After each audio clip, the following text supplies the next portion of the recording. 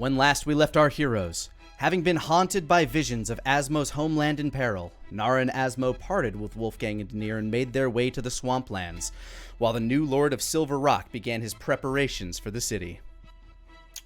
In the swamp, they found a series of twisting and turning, life-stealing vines, tearing the life from the flora and fauna of the swamplands.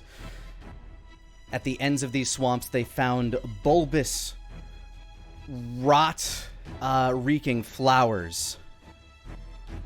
And they found two unlikely companions in a Aarakocra named Wizen and a snapping turtle named Laura Gal. Laura Gal, there we go. The Rot Hermit. Venturing further into the swamps, seeking to find what happened to the Rot Hermit's master, Festus, they found at the source of the vines, Wither, the now orphaned Fae of Fall, who, having lost her mother, fell into deep despair and tried to use her abilities to tear through the veil of death itself within Festus. Nara, thinking quickly and empathetically, managed to talk Wither down from her plans that could very well break the reality of the world. Having been talked down and having a brief moment to speak with Festus, the young girl needed to be rehomed. And so Asmo, Nara, along with Wizen, Brock, and Wither, began traveling to the Hexwood outside of Fallwood Barrow to find the creator of these Elder Fae, the one known as Fleetfoot. So you guys have been traveling for a few days, Wizen, Nara, Asmo, along with Brock and Wither. The cool autumn air,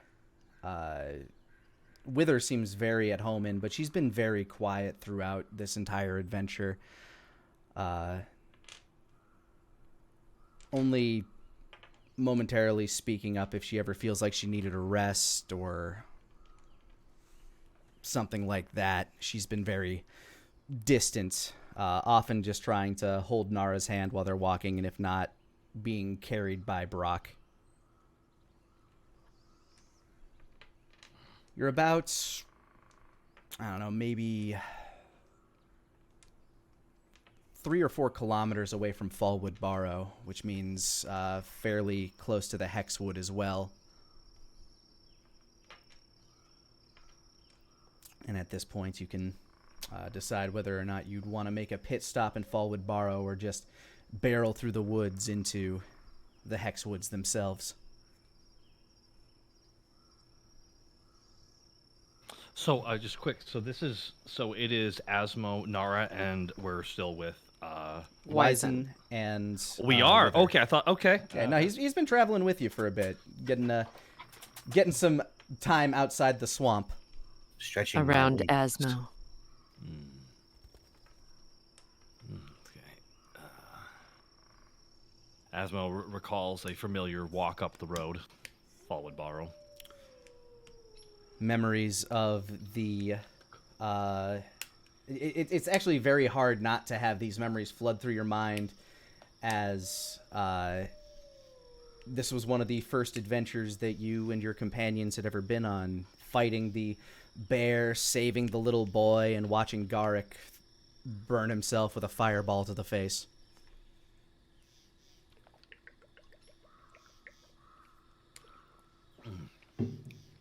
Okay, so we've been walking with her for a while, huh? A few days now. How would you say how is she kind of been since we left the swamp? Very quiet and distant. It's obvious that she still has a lot to process. She has a lot of grief over her own actions, a lot of sadness over the loss of her mother, who you've still been kind of carrying with you. Yep. Or I guess Brock has been carrying her for the most part, as you do not want to put her within the extra-dimensional space that you are currently keeping Little Ass, as that would simply feed Little Ass the corpse of Wither's mother. Yeah, not good. And Probably who knows what would happen during that? I don't want to think about it. He'd probably get brain freeze. Probably. But yeah, essentially you're kind of at a crossroads at the moment, where one path will lead you to Fallwood Barrow, and the other one will lead you deeper into the woods, where you'll find the Hexwood eventually. It's relatively early on in the evening. Due to the geography of where you are, the sun is already set, but by normal standards, it's probably about 7 in the evening right now. Yeah, I'm fine to just go ahead to the Hexwood. Daka? Yeah, I am too. I'm just going to continue on with this wonderful. I say the awkward death procession. Asma looks over to Wizen, and they've obviously been chatting because they've been walking along. What sort of information would Wizen have passed back and forth at this point? I guarantee Wizen's asking all the questions. Wizen would probably not have gone this far out. This is probably the first time he's been this far away from the swamp. Yes. Sensing the mood, he probably would have answered any questions that he was asked, depending on what they were. He would probably be just idly playing some of his instruments just to try and cheer the mood up just a little bit. All right, yeah, the air up here to you, Wizen, is actually relatively chill. You're used to kind of the muggier, swampy air. This air doesn't insulate quite as much. It's also further to the north. The days are a bit shorter here. The trees themselves seem less full of life. You're getting a lot of like oranges and yellows in the branches. And given where you are presently, you do have some form of magical attunement due to your bardic abilities. Do. Go ahead and give me an Arcana check, as you just kind of feel a wisp through the wind. That's going to be a 15.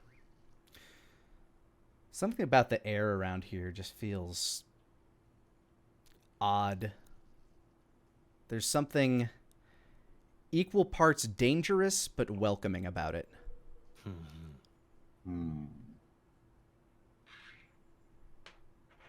I sense magic in the air.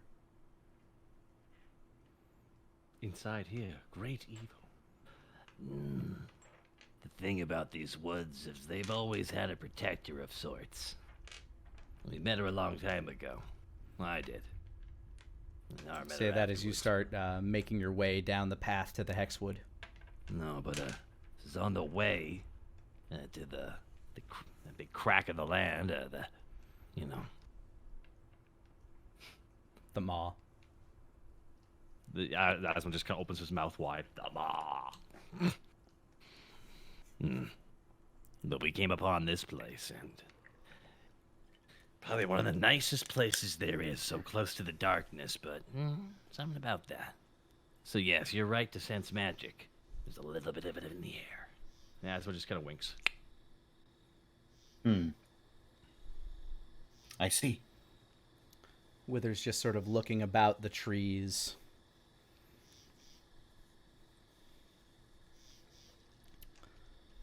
As you get further in, the trees themselves start to kind of like shift in shape. They seem a little bit darker than previous, even considering the, darkness of night. The only light afforded to you at the moment is the glow of the moon looking down above you. I think we're gonna like. How far away would you say we are from your mother Maggie's home? Give me a survival check with advantage, as you've made this trek a few times. Yeah, that's what The I'm only curious reason you have to make it is just the fact that it's evening, dark. 19. You'd say you're probably 2 or 3 hours out. Well, is the sun down now fully? Yeah, the sun has basically made its way down past the mountains. What sky you can see around the mountains no longer seems to have that orangish glow.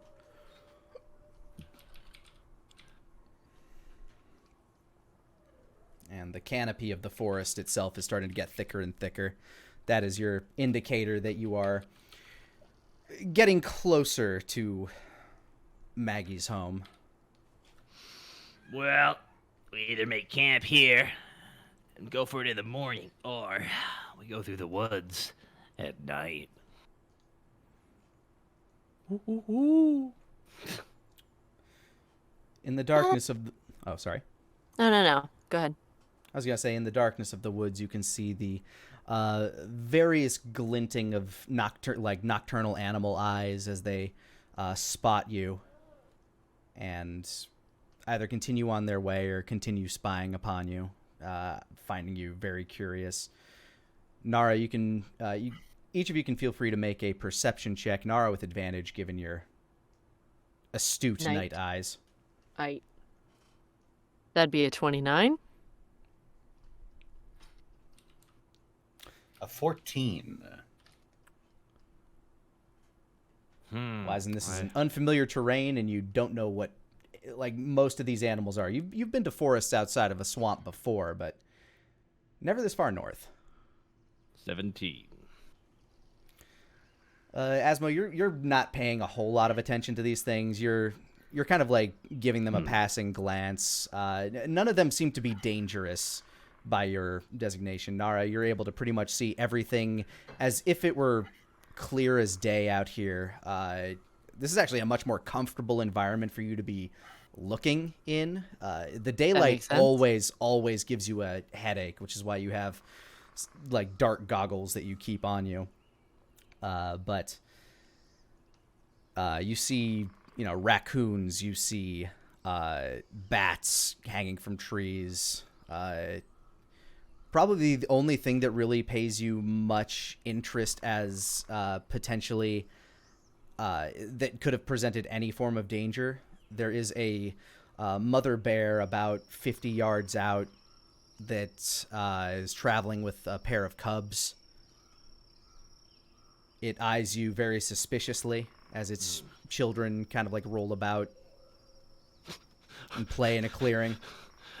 The baby bears pay you absolutely no mind, but the mother is there to protect child bears.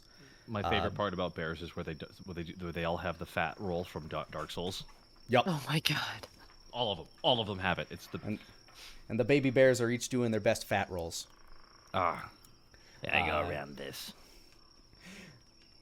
Furthermore, Nara, the what you notice as you guys continue walking,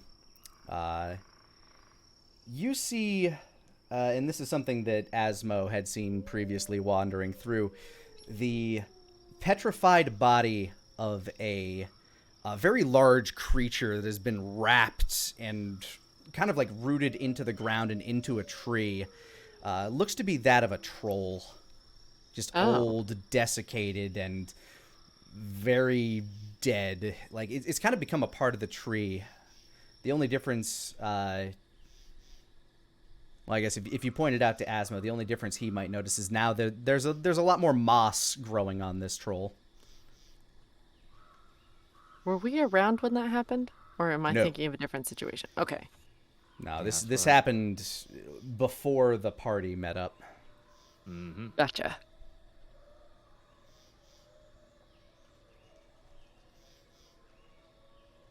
Nara just passes. Huh. Nice.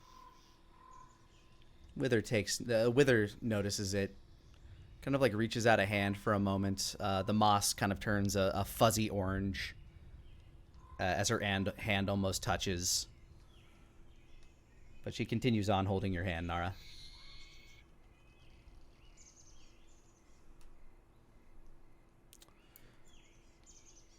Eventually, Oh, go ahead. Is there any effect of her touching me? Doesn't seem to be. Okay. Not Her because hand- she wills it, probably. But... She doesn't appear to be trying to, like, I mean, one, you're not a plant. Fair. Two, she doesn't seem to have any ill will towards you. So she's not actively trying to... Got it. Nara and Asmo, you notice a very distinct change in the air, as do you, Wizen. To Nara and Asmo, this is more familiar. To Wizen, this would be very odd. The air that was once very chill starts to feel a bit warmer, and the canopy of the trees around you seem a bit more full of life the further you get into this forest. It's almost as though you traveled straight from the autumn into something of more of like a spring-like atmosphere. Something very less muggy than where you come from, but the temperature is about the same.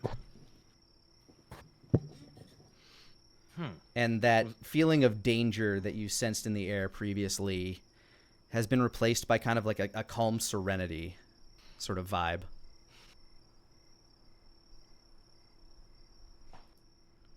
How odd. Wait, what? Oh, you sense that, huh? There's a keeper in these woods. Of sorts. So you have mentioned, but the air here is... How do I Here's what I describe always it? do. Compare it to the air that was in that one tree in the forest. You remember that, right? Yes. Asmo just goes, makes a face, remembering the smell of corpse. Just corpse. Wet, stinking corpse.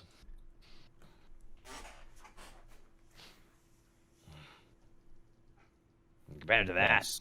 this is heaven.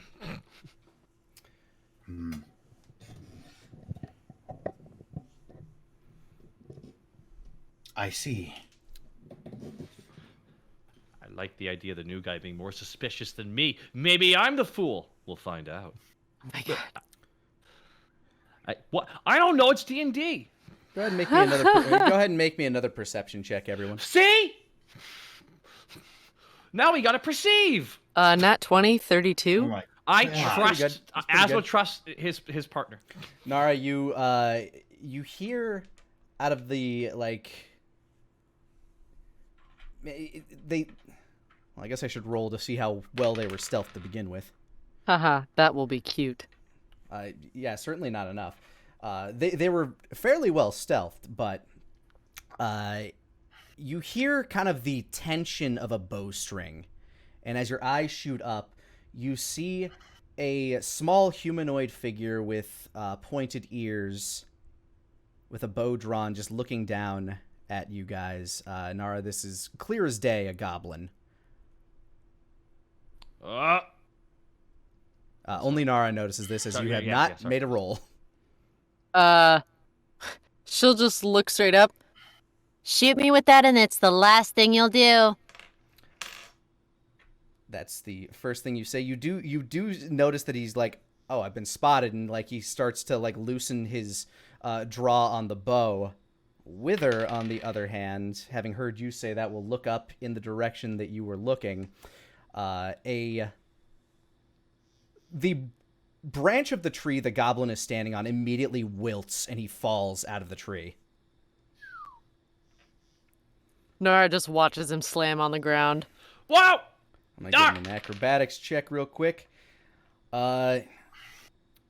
He drops his bow, kind of like doing a bit of a somersault in the air, lands on his back, Swanton. He's swantoned. Nara, there's goblins who live low. Oh, I didn't mention that. Damn it. Brock immediately starts stomping forward.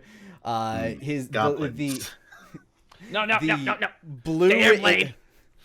Brock has no blade. He's just stomping forward. Boom, boom. Nara He holds out his slowly hands. looks down at Wither. Call him off. He's probably fine. Stop. The goblins live here. They live here. Brock stops. Oh God. Oh, that could have been a fiasco. Okay. I'm just keeping watch. Good work. Yeah. You sus. You never draw the bow when you're just watching, you know? Asmo holds him up. I told him to do that. Oh, you did? That was your fault? You can punch Asmo for that little when he gives goblin advice guy. when we were leaving. Okay, sometimes just point your bow at the guy. You never know when they might jump out and do something scary or magical. Oh my god, did you really say that? No, but it's funnier if I did. Okay, He I said got it. better to be prepared and ready. Asmo, see, this. It's okay. You brought a bow and arrow to a fight where this guy's fighting, and Asmo just gestures over his shoulder at the big looming golem. Excuse me. She puts her arms out. I'm right here. I am also deadly. Thank you. Noted. That one looks more menacing. You Wow, look nice. rude. I'm saying you look nice. I'm confused. That's a half so compliment. we are not fighting. No, But this guy Asmo- lives here. Asmo quickly puts his hand on Wisen's. No, stay your hand. No, these goblins relocated here, and they're part of Maggie's thing. Okay. Place. I see. We have a visitor for Mother Maggie, and she brought a pet. He just kind of gestures at the big golem.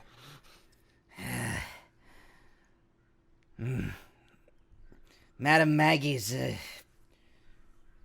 well, she's probably still awake, but... And the goblin, known as Giblink, sits up, kind of like cracks his back. Getting old.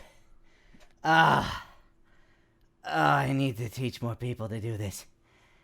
I couldn't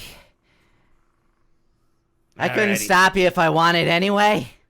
Yeah, I'm just glad that you're fine. It's cool. Just at ease. Just keep standing guard. And don't point arrows at me or weapons in general. I don't like it. Okay. Noted. My bad. Sorry. You're alive, so it's fine, right? Yep. Ugh. And Giblin kind of stands up, brushes himself off. As he's brushing himself off, you notice that one of the arrows that he had on him is currently sticking out of the back of his leg. Hey.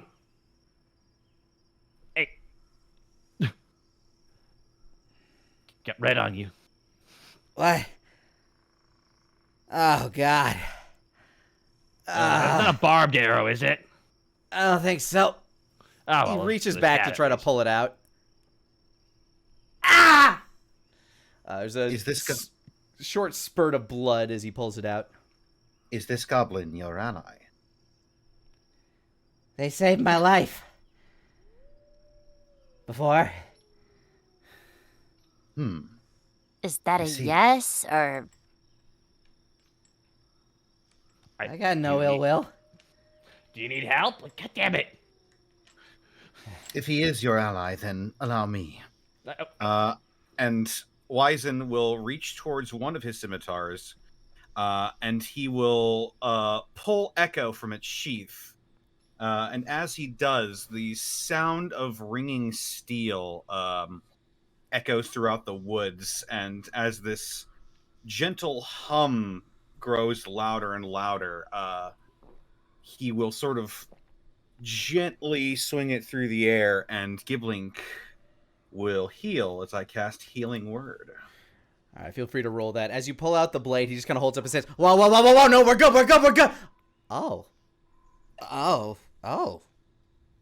And healing 5 hit points brings him back up. He still has a few bruises from where he fell, but it's a lot better, thank you. You are welcome, ally to the Godslayer. His eyes shift. Okay. That's what he calls Asmo. That's Asmo's, like, name thing, I think. What? Even though it should be mine, too. But we're not going to get into that. I have missed a lot of things. Come on. Yeah. And he just kind of waves you on as he leads the way towards Maggie's hut / the small goblin village that he has been establishing. And we follow. All right, you make your way inward to a star-spattered clearing. Once again, Wizen, the air in here feels very spring-like, and as you get into this clearing, the moon from the light almost seems to illuminate this entire field. It's almost like muted daylight in this clearing. The light from the sky is so clear and serene that it is like everything is almost perfectly visible to your eyes.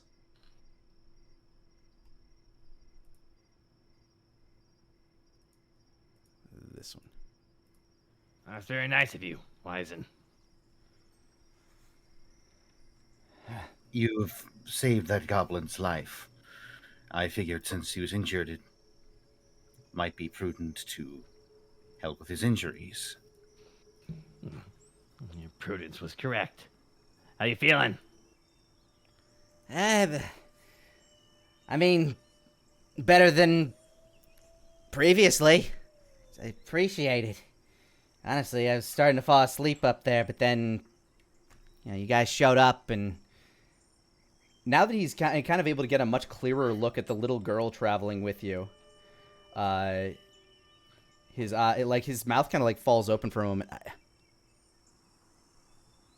By the way, all around Wither, wherever she's standing, the grass is just a bit more faded. As soon as she steps away, her footprint kind of lingers for a moment in that, faded grass, but then it seems to rejuvenate to its full green luster.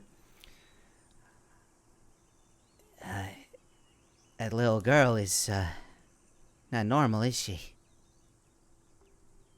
No, she is, someone Mother Maggie might be very interested to meet. All around the clearing that you've entered, Nara, you got a natural 20 on your perception check, so I'll just kind of let that ride as you immediately notice the series of animals that are kind of around the ring of the treetops, kind of watching you guys. A good number of cats walking around this place take notice of you. They seem to be very free range. One that you've met Daniel Peaches before, right, Nara? In this timeline? Yes. She held him in her lap and pet him. Ah, yes, you would have loved that. You do not notice him Oh. anywhere just yet. There is a kind of a flickering fire glow from Maggie's door frame and window at her treeside hut. And a little plume of smoke billowing out the chimney. I don't see him anywhere, but he's probably with Maggie. All right, I'm leave you guys to it. I'm go back and keep watching the forest. You Not that I finger need guns to, at him. but Don't die. be pretty bad of my job if I did. Yeah. Wouldn't be the first time, though. Wouldn't be the first time. He's muttering as he walks away. His common has gotten a lot better.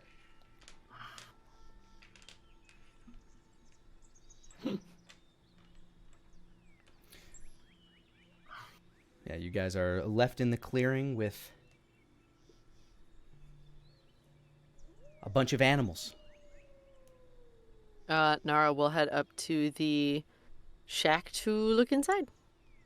See if they can find Daniel Peaches. As you wander over to the shack, you smell. It's a very kind of sweet aroma, and a little herbaceous, as the smoke that is kind of like pluming out of the chimney kind of smells as though like something's being brewed inside a particular tea, maybe a potion or a concoction. You know, Maggie is a bit of an herbalist.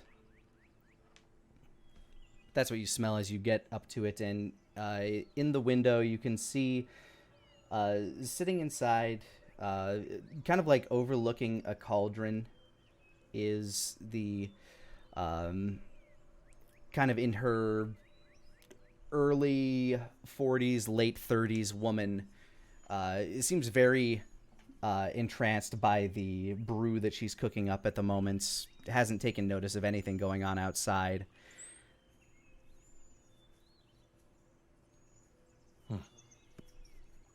Okay. Her hair very frizzled, her features very mousy. But she's just kind of working on brewing something. You see she pulls a couple of leaves from a little pot nearby and kind of like dusts them and sprinkles them in. She kind of sniffs at it, gives a subtle nod as she takes a little ladle and tastes it. Okay, so Nara's there? Is she opened the door? Yeah. Okay. She hadn't opened the door. You just said you walked up to the hut. Oh, sorry. I thought I went in. I did not. Yeah, that's why I was like, all right, so... I'm simply describing what you see through the window and what you smell from outside. She will go and knock on the door then. Now she takes notice. Walks to the door. You can hear the inside kind of unlatch a little, and it creaks open, and the mousy, wrinkled face looks out at you. Hello. Oh, I didn't expect visitors so late. I was working on a brew. Hello. And she notices you, Asma. Oh, yeah, hello again. Hello, Mother Maggie. We come to you with actually a visitor today. Two, technically. She notices you first, Wizen. Oh, a new face. Hello. I can't say I've met anyone of your persuasion around here. What brings you this way? Asma kind of like doesn't really wear a hat, but pushes off the hood a little bit. I think it would be better if I allow Nara to speak. Because, Hey. So, do you know where Daniel is? Daniel Peaches? Oh, that little ragamuffin's probably getting up to some nuisance again. Oh, that kitty. Yeah. Sort of important that did you see him recently? I saw him earlier today. We were working on a concoction, and it's, well... She kind of like gestures to her body. It had some interesting effects. Notably, she does look a bit younger to you, Asmo. Nara, obviously, she looks younger to you because the last time you saw her was during the time skip where she was ancient. Like 100.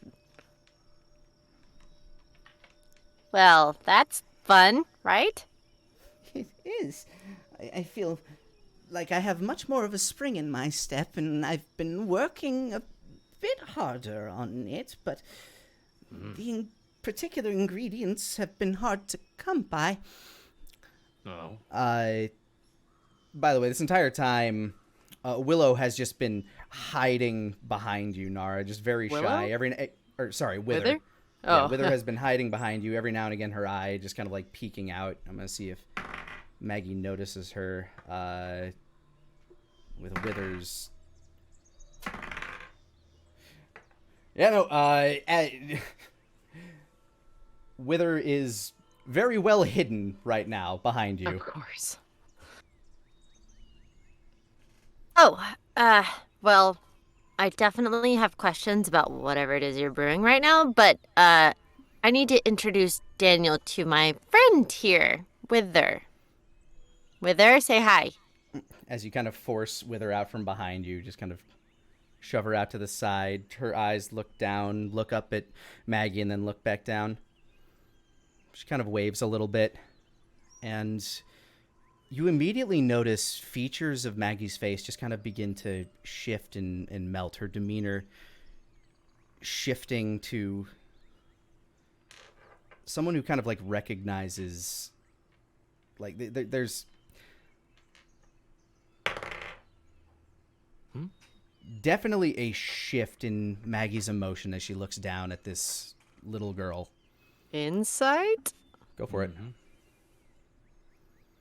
12? She's not really doing much of a job of trying to like hide this emotion, but you can tell that something about seeing a sad little girl struck an immediate emotional chord with her as her face just kind of like melts into this very compassionate looking, almost kind of like sorrow-struck eyes. Hello there, sweet little girl. And she kind of crouches down a little bit, leaning her elbows on her knees as she does so. What's your name? And Wither just kind of like looks down and up.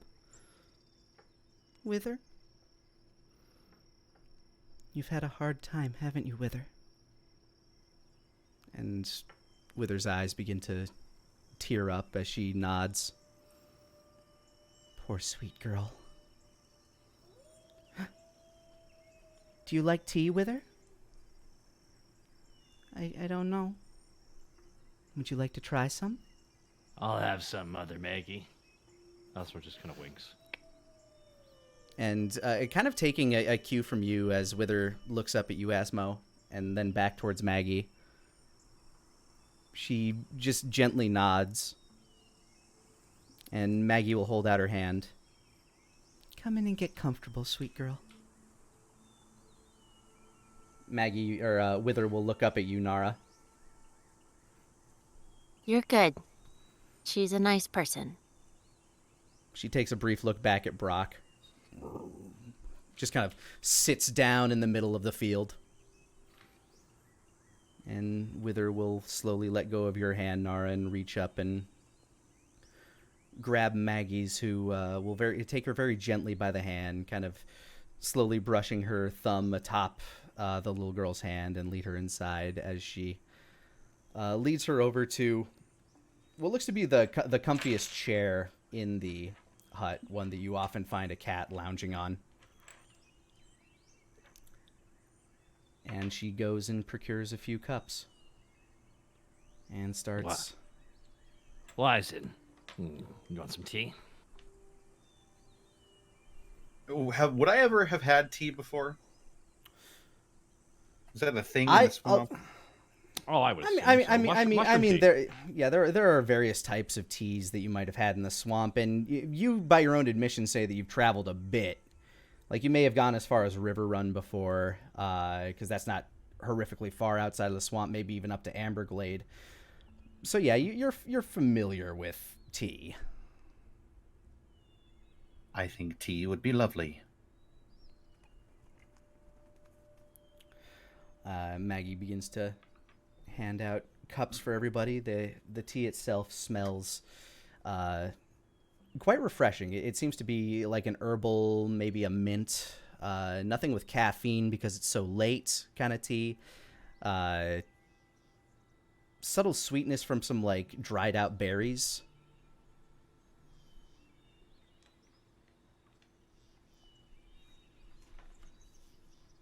And she hands a cup to Wither, who just kind of like looks into it and sniffs at it. It's okay. It's good for the body and the mind, dear. Wither will look at the lot of you. Nara will take a sip first, just to show that it's not bad. Yeah, it is very much a herbal tea with kind of a I guess a blackberry tartness to it a bit. With a hint of mint that kind of like lingers at the end. It's quite good.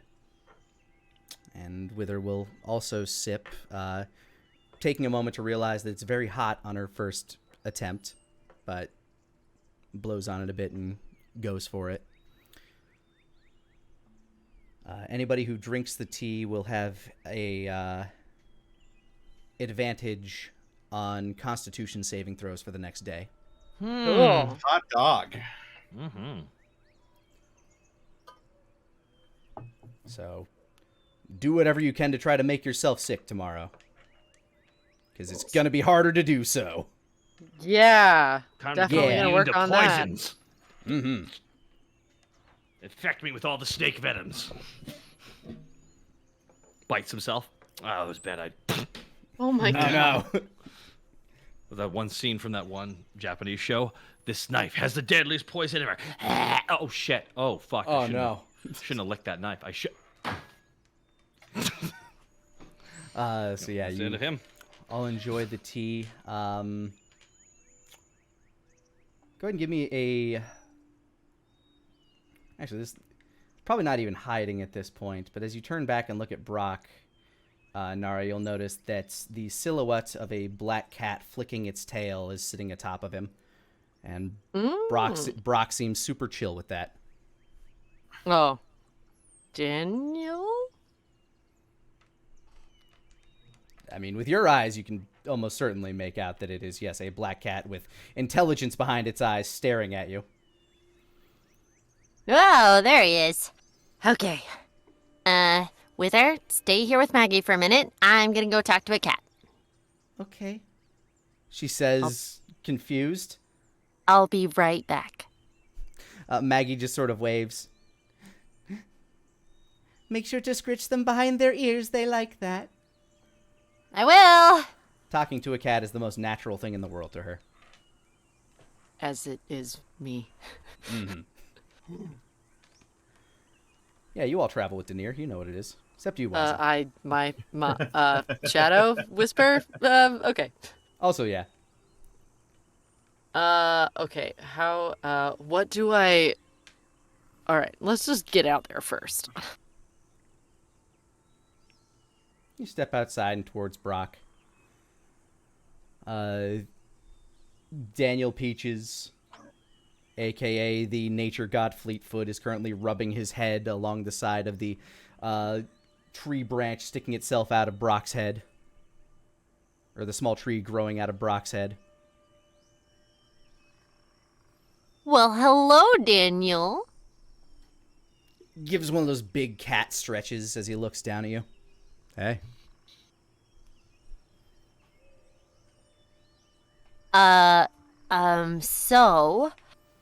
Some things have happened. I can tell. Yeah. So Wither is here with us, and her mom previously... Okay. Great. I know. He looks at the body that Brock's been carrying. So, wasn't really sure what to do, and you seemed like a guy who might know. They were all my children. Oh. I guess I didn't do a very good job. I don't think that's it. No, it is. And he sits down. His tail thwaps on Brock's shoulder a few times, showing you that the cat is in contemplation. His ears kind of flick a little, and he looks off to the east. I created that whole space. I made it for my children. Oh. And it's in turmoil now. It's broken. For now?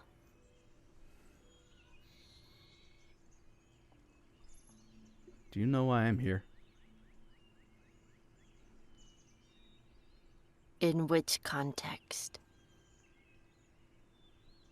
He looks at the field. Why, out of all the woods, that I decided to live in these. In this space. I haven't left here for 30 years. Well, maybe longer. I don't know. He looks back at the hut. I told myself it was because of her. When I was lost after everything that happened with the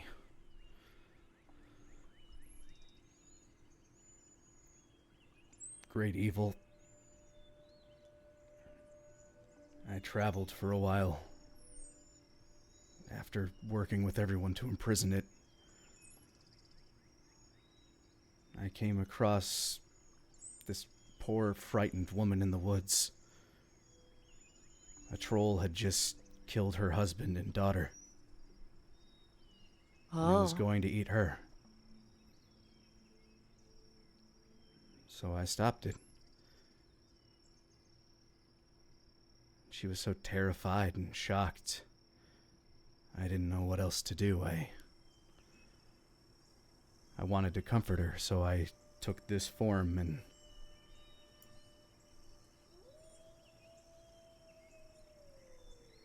she warmed to it.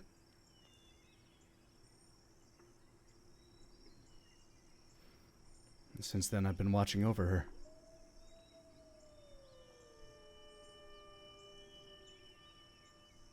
But in reality, I know it's because when I saw her scared and terrified of the thing that she couldn't fight, I felt the same way. When I saw that thing, the thing that all of my brothers and sisters combined couldn't destroy.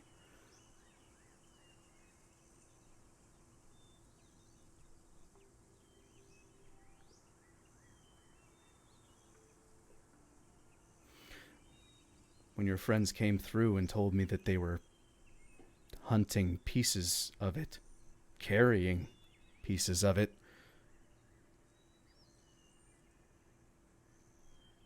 I felt scared. I knew it would come back, that it would all come back. And I thought that if I just stayed here, if I could just protect this one space, that would be all that mattered.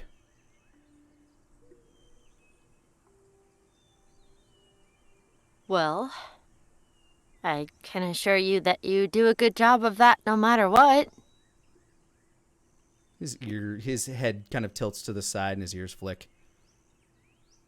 How can you say that with certainty? 'Cause I've been there.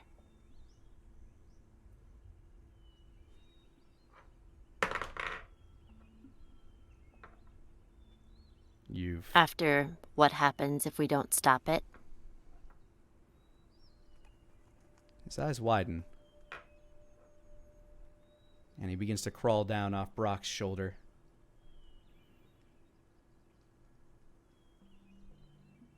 And a small mound of roots and vines begin to kind of like curl up in front of you, kind of like twisting their way out of the ground. And he hops up on top of them as if they're a pillar to be able to look you eye to eye. You've seen the future. Yep. About 30 years forward, actually. And I'm still here. Yep. And everything So is else, Maggie. And everything else is gone. Yeah.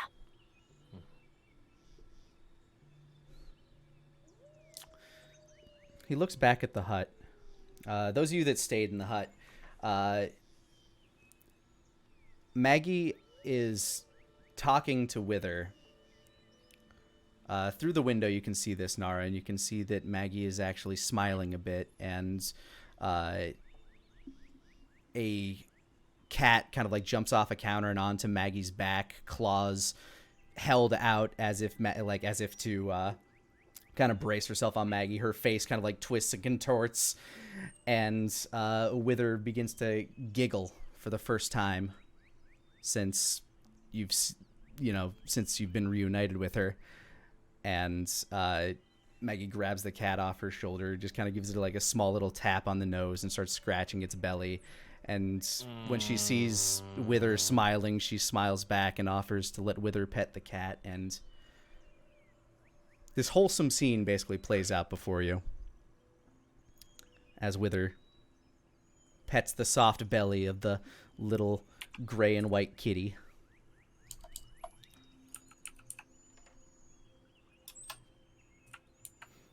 How's the tea, Wizen?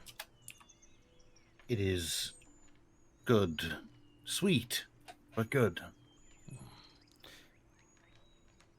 Daniel Peaches looks back to you, Nara.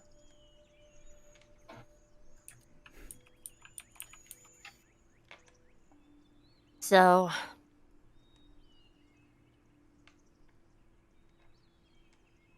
The best world would be the one where she doesn't need me. kinda obvious, right? And in the best world, Nara looks back at the hut too. there's a world where Wither doesn't need me. And I think, judging from that view, they don't need either of us anymore.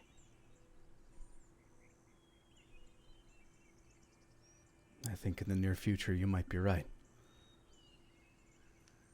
It'll take some time.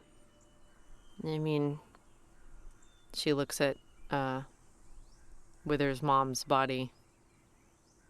I mean, we haven't even dealt with things at the present, but we're gonna need help, and a lot. And with what Daniel. you're capable of, it could help us. Fleetfoot nods. He raises his paw, and the branch of a nearby tree begins to contort and twist and kind of like grow outward, kind of almost comedically, as if it kind of looks like, you know, Michael Jordan at the end of Space Jam where he's going for the game-winning dunk. And the branch kind of like leans down towards you, and a acorn begins to kind of like grow, this glowing acorn at the end of the branch. Take that. Okay. And she'll pick the glowing acorn. Where are you heading after this? We have to meet back up with some friends, so we're headed for Silver Rock. Is that where you will be stationed for your attack? Think Your so? defense?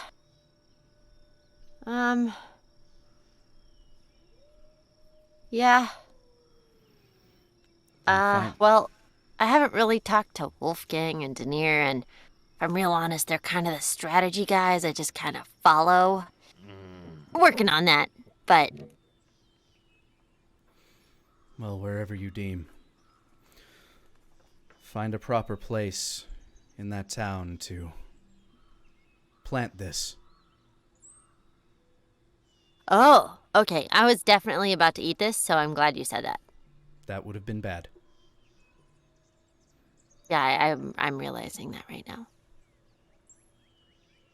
Where you place it, a tree will grow, and I will be able to find you. Oh, yeah, that would have been really bad.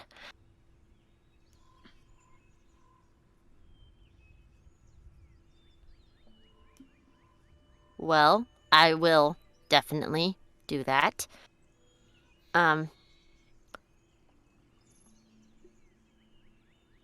you have any edible acorns that won't kill me that can give me something cool? His eyes just kind of flick for a moment.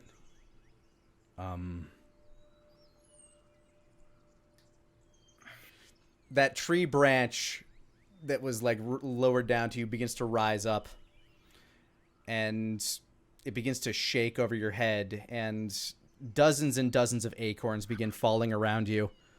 I mean, they're edible. Yeah, no, I just meant like another glowy one that would, I don't know. Why do you want a tree growing out of you? I don't want a tree. I want, like, I don't know, you're really good at giving out cool powers. So I didn't know if I'd, like, I want a cool power. Yeah, I don't know. I don't know if my powers would befit your nature. Oh, yeah, I'm kind of about the death stuff, and you're kind of about the life stuff. Huh. If anything, they'd probably conflict. Mm, But if you makes sense. ever really want to have some of my powers, I guess I could help. He's basically offering to turn you into a druid if you really want. That would involve changing a lot of things, but You Nora know, wants 4 arms. She wants to be able to wield 4 swords. It's like too. slaps towards Asmo. shh. No. No, I mean, I got a lot of baggage with what I am right now, so can we, like, put that on pause, maybe? I mean, I'm not going anywhere. Yeah, it's true. Huh. Okay. Acorn, when we go to the place, plant it, and then you'll know where we are. Mm-hmm. Cool. Make sure there's plenty of room around it. Like, how much, though? The roots that he's standing on, you can see them kind of like begin to stretch out into about a somewhere between like a 15 and 20 foot radius. So not like a small amount. Okay. And this is like before we're in a battle, right? As soon as you find a spot, just plant it. I mean, it'll grow and I'll know where that is. Yeah, I'm just saying I'm sure you know this by now, but we kind of have a penchant for getting into a medium emergency level of trouble with some frequency. So, I just want to know if that kind of emergency emerges, if we should plant the acorn then or not. You should probably plant it before you're in trouble, like well before. Okay. Like way in advance. At least 3 or 4 days in advance, yeah. Ooh, my K. All right. That's But I mean, totally fine. The longer it has to grow, the better. So, Was it gonna get like real big? looks at the ground. Again, about a 15 to 20 foot radius. Yeah. Yeah, it's like pretty big, I guess. Like, how tall is it gonna get? Pretty tall. Huh. Cool. Can I scratch behind your ears? You're really soft. Yes, please. Yes. He just kind of like lays down atop his pillar of roots. And as you scratch him behind the ears, he begins to purr. The night begins to wear on. Asmo and Wizen, you guys are starting to get tired. You've been traveling for a hot minute today. Even Wither, like Maggie at a certain point, will notice that the tea has had the calming effect on Wither, and she just kind of fell asleep in that big puffy chair. Maggie has gone and grabbed a little blanket to lay over Wither. The hempen blanket turns a shade of orange as she lays it on Wither. Oh, interesting. If if you boys would like to find a place to sleep, you're more than welcome. They have that hammock out back. Oh, yes. Dibs on that. If there is no room for me, I can find a place to settle down.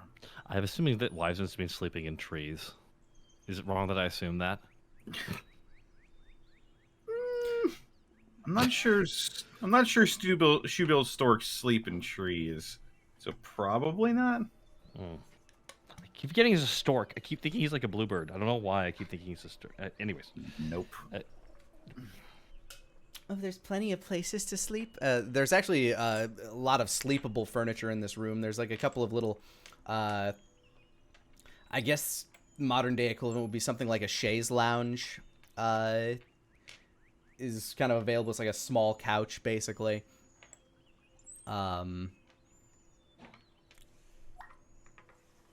Maggie obviously has her little sleeping bunk that she climbs into, but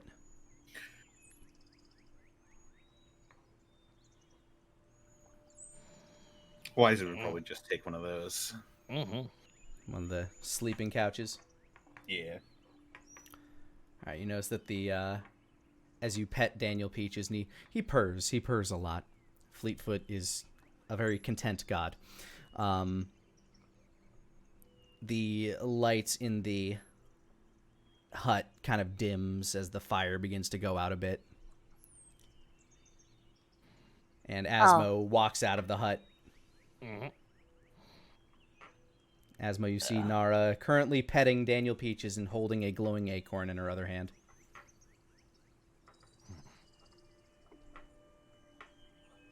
Asmo just kind of waits because they're having a moment clearly. You see Asmo exit. Oh, hi. How's it going? Good. Daniel gave me a cool glowing acorn, and we're gonna have a tree when we fight against all the bad stuff, and then I've been getting to pet his ears, which are very soft. He's purring very loud. Like it Asmo's just sounds kinda like the himself. rumbling of a motor.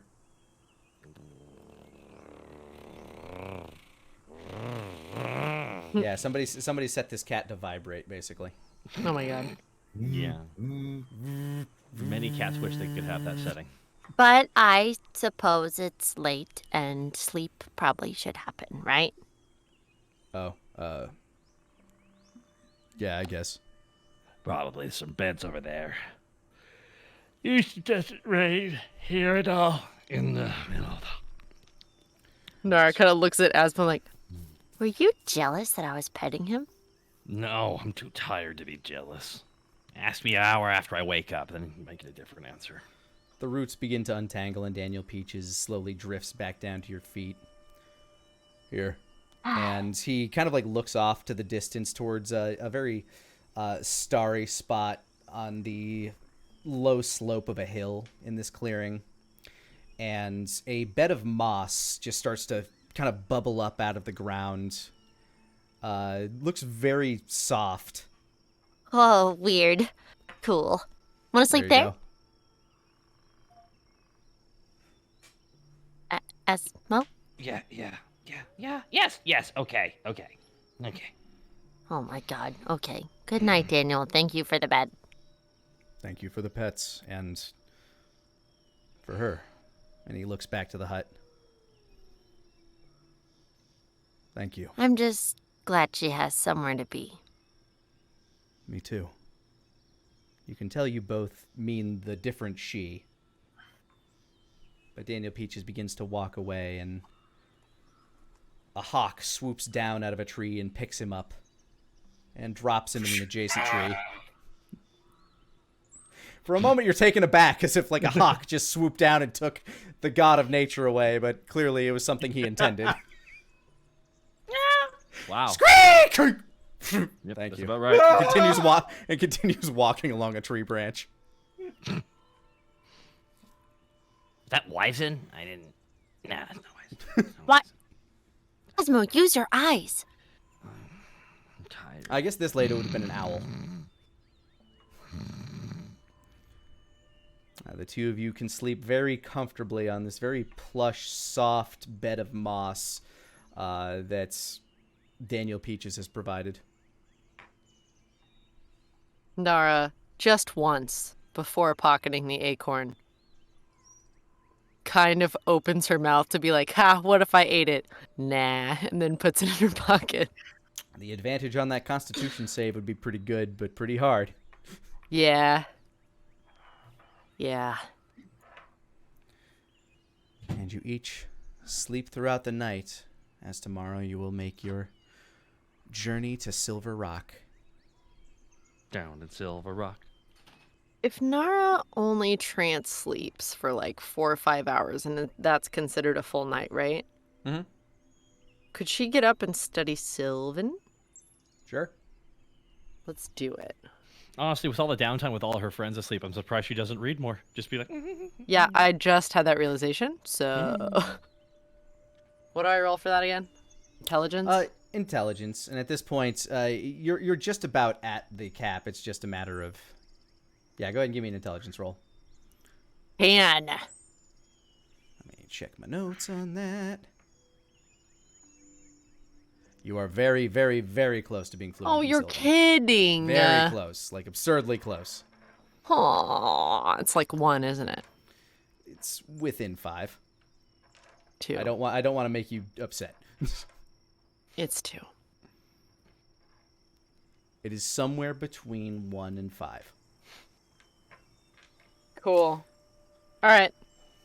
But yeah, you study your book until the sun comes up, and the sound effects immediately shift to daytime birds.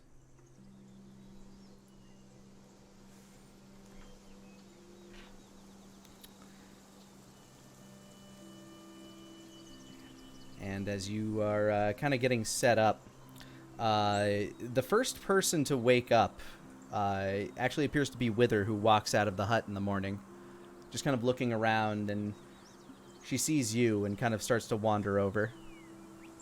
Nara will very carefully untangle from Asmo so that he doesn't snake. sleep he's not that kind of snake. or wake up, rather.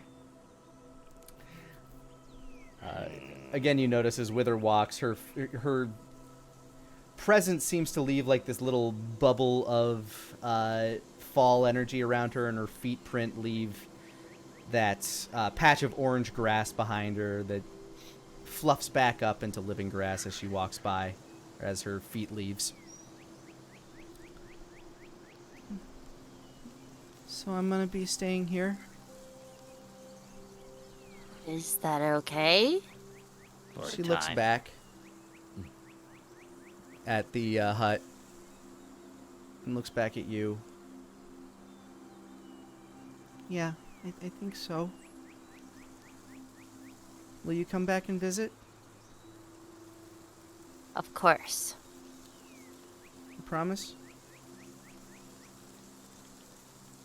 I promise. Okay. And I'll stay Asmo's here. just like, Asmo's clearly tired with some moss over him. She's never lied. Peace sign. Still kind of like, wake up. Okay, then you can't start now. I won't. Here, I've seen people do this thing. Usually the little normal human children's, but give me your hand. Okay. And she holds her hand to you.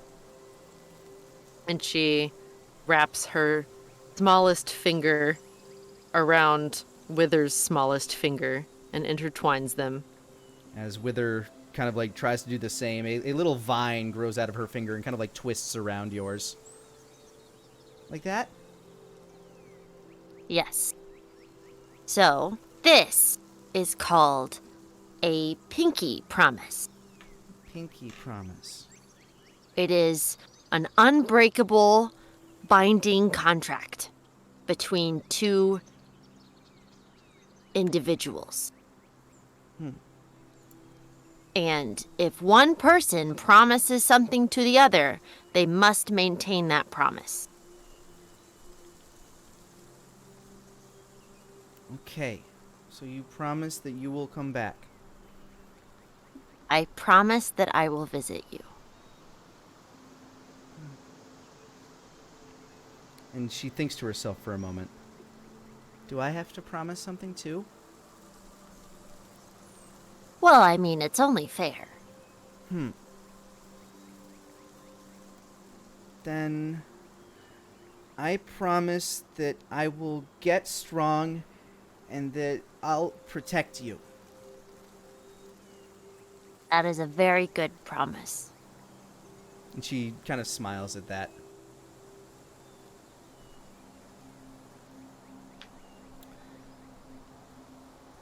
And as you both kind of like shake on that, as her pinky leaves yours, the vine that kind of wrapped around left behind kind of leaves this little latticed ring on your pinky finger, with a small orange bloom at the knuckle.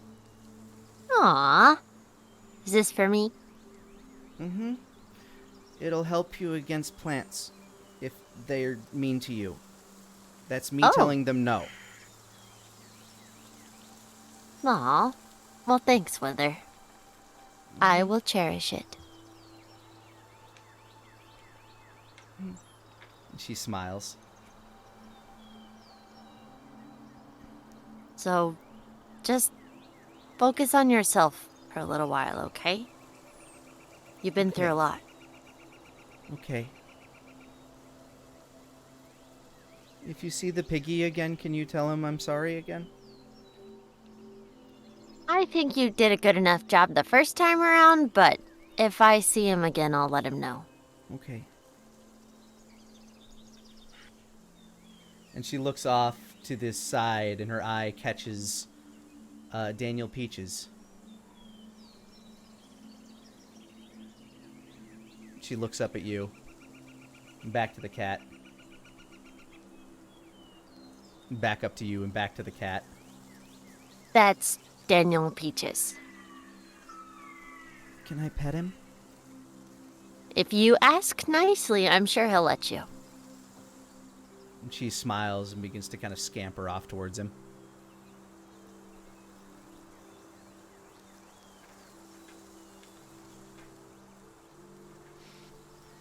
We did Rest- good. Well, you did. I came along for the walk. You were there. I know.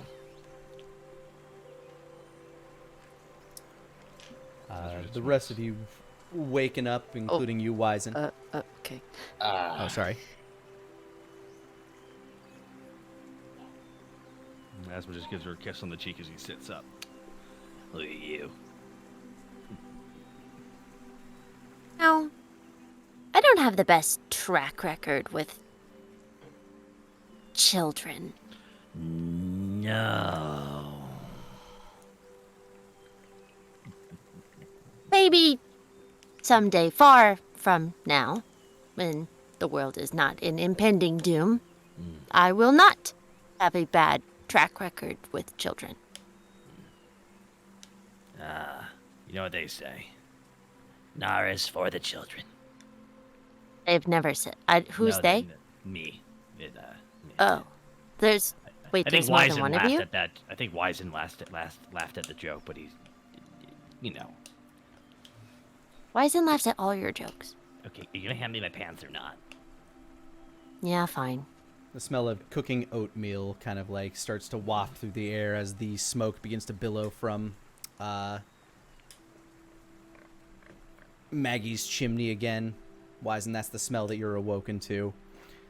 And you're all given a nice hearty breakfast of quail eggs, oatmeal with various herbs and spices.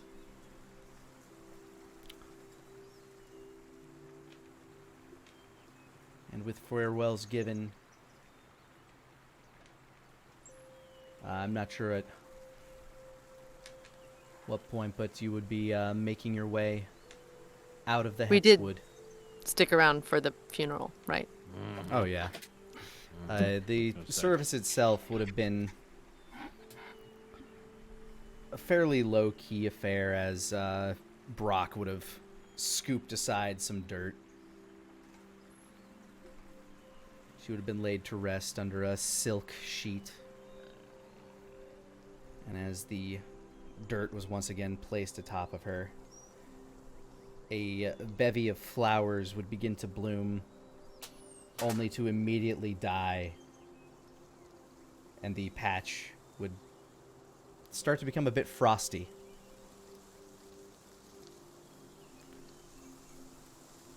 Basically a frozen patch of immaculately preserved and frozen flowers.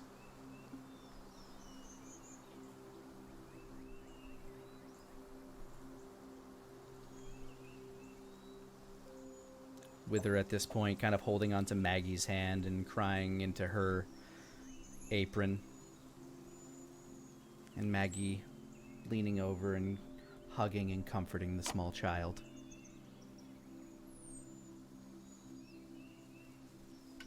With this scene, the three of you begin walking out of the Hexwood and outward toward Fallwood Barrow and eventually Silver Rock. And here's where we will take a break. Hey guys, Lani here. I just wanted to thank you for rolling with us. And if you wanted to catch us live, you can do so almost every Monday at 5 o'clock Central Time over on twitch.tv/Lanipator. Now, back to the show. So you guys, about midday on your travel, like a couple hours into your, excursion out of the Hexwood, you start to hear the distant activity of, a nearby town. You are currently approaching Fallwood Barrow. You hear the hammering of the blacksmith in the morning, and the clamoring of a few people as they're chatting amongst themselves. And as you get closer to the town, you note that there's a lot of activity going on for such a small town. Like, there's maybe a dozen residents in this town, and currently 4 of the adult men and one, I guess, tween child. To Asmo, this child would look relatively familiar, actually. Are currently gearing up and hitching up a wagon. You say I would recognize them. What do you mean? You'd vaguely recognize this child. It's been a very long time since you've seen them. I'm nodding. Couple of years. And in real time, it would probably be slightly longer, probably about 3 years since you've come across this character. But Asmo has pretty clear memory of your early adventures. This is the little boy that you saved from the bears. This is little Toby Smith. Hey, you! Did I save you from bears? The boy looks over and his eyes widen. It's... Holy crap! And he starts running over to you. Sergeant Sniffs, come look! No. Oh, shit! And this big Saint Bernard, who's starting to get like a little gray around the face, starts bounding up. Move! It's you, look at you. You're all dressed. You're like a hero these days. I've kept charge of his exploits. Wow. What? It seems your reputation precedes you. Yes, puppy. Yes, puppy. Is this a new friend of yours? And he sees you, Nara, and his eyes look you up, down, then back up at your face. Kind of blushes slightly. Who are you? You're traveling with new companions. Nara. Yeah. Hi. Hello. He kind of waves nervously, as a pubescent boy would in front of somebody of your figure.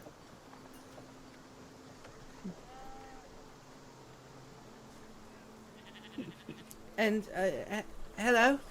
And he waves to you, Wizen. He bows to him. Greetings. Hope you've been holding up okay. Yeah, did you come to escort us? Escort you? Where are you? What? Where are you going, actually? You're coming in a little quiet, Taka. Where are You're you? just away. Sorry, I was off mic. Sorry. Where are you? Where are you going?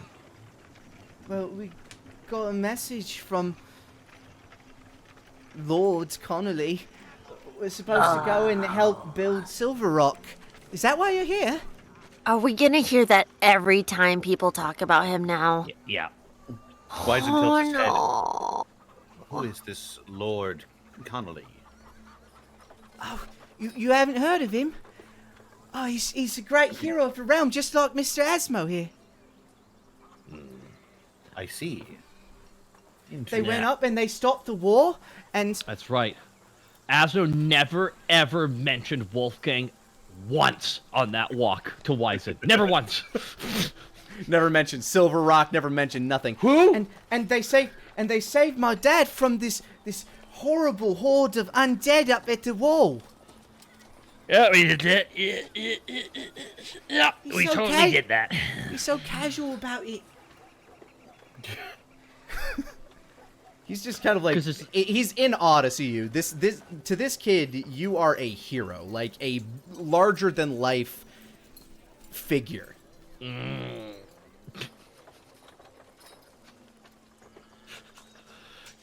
I'm just role playing. Asno doesn't like it. It's like, ugh. What the fuck? Why? You're you. Ugh. This Lord Connolly sounds like a formidable foe as well. I hear he is Get shredded. up, Has a get up six- close. He's paper. Oh my god. I'm here. He's shredded. And has I a knew six-pack. it was coming. I knew that it was. He's so strong. They're all heard so that- strong. Are you strong too? And he looks at you, Nara. I mean, ma'am. I'm super strong. I'd be way stronger, but Lord Connolly's a butthole, so. And hoards belts. His face kind of like shrinks at that, but he doesn't seem to want to question you. Oh, don't worry, we're great friends. We like to talk meanly about each other because that means it's endearing. His face lights up. Oh! And he runs over to the cart. And he comes scrambling back with something wrapped in cloth. I actually made this for you, Mr. Asmo. I'm trying to learn how to smith good like my dad, and I made you this.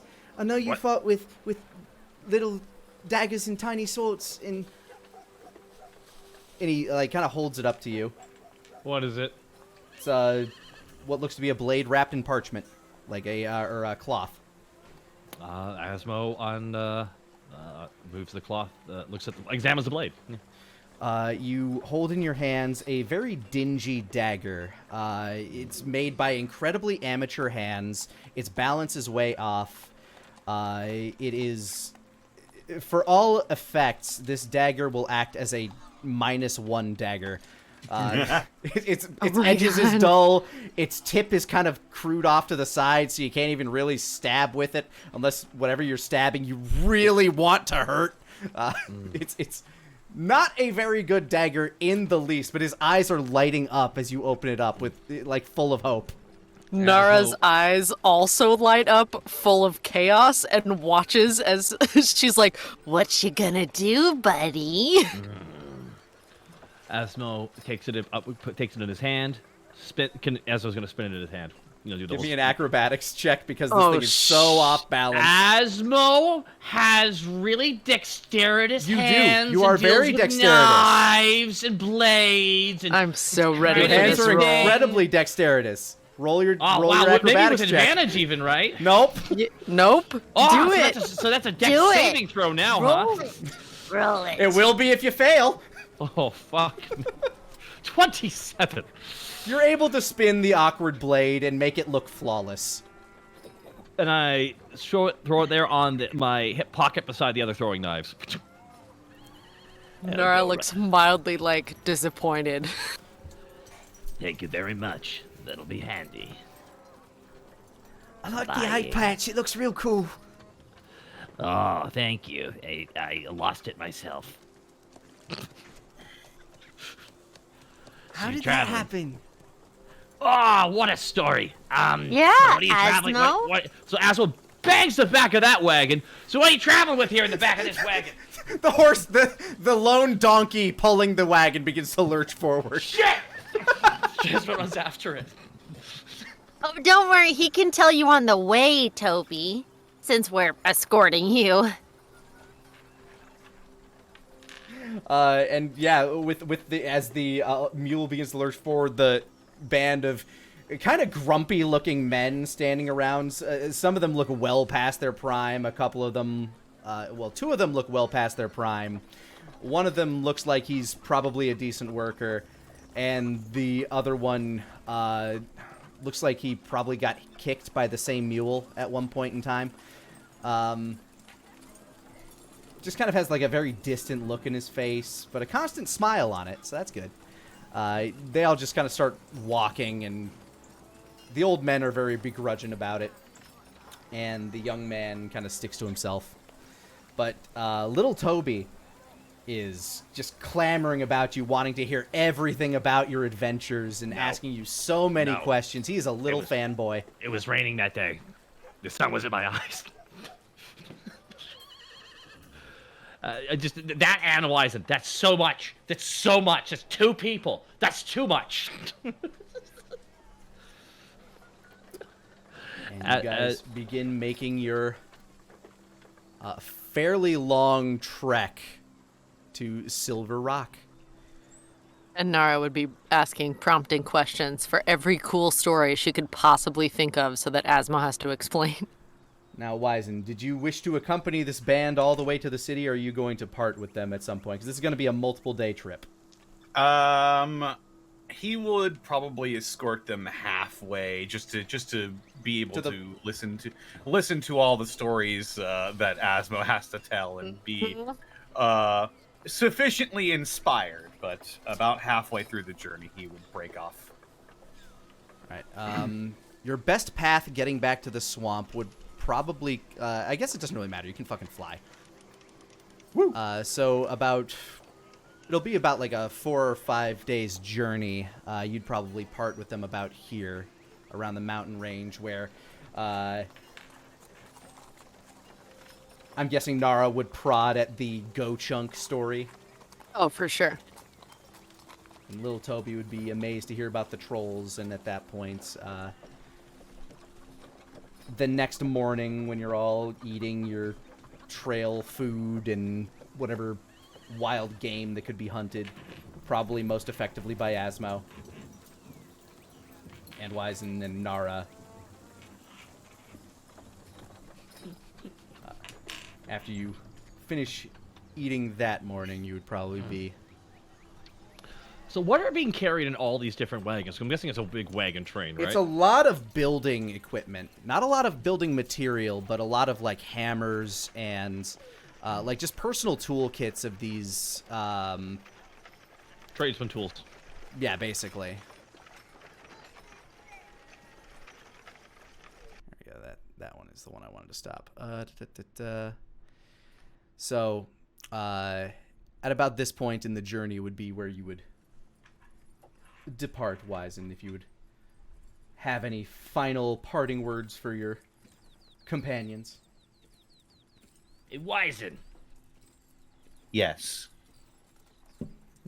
You're leaving soon, yeah?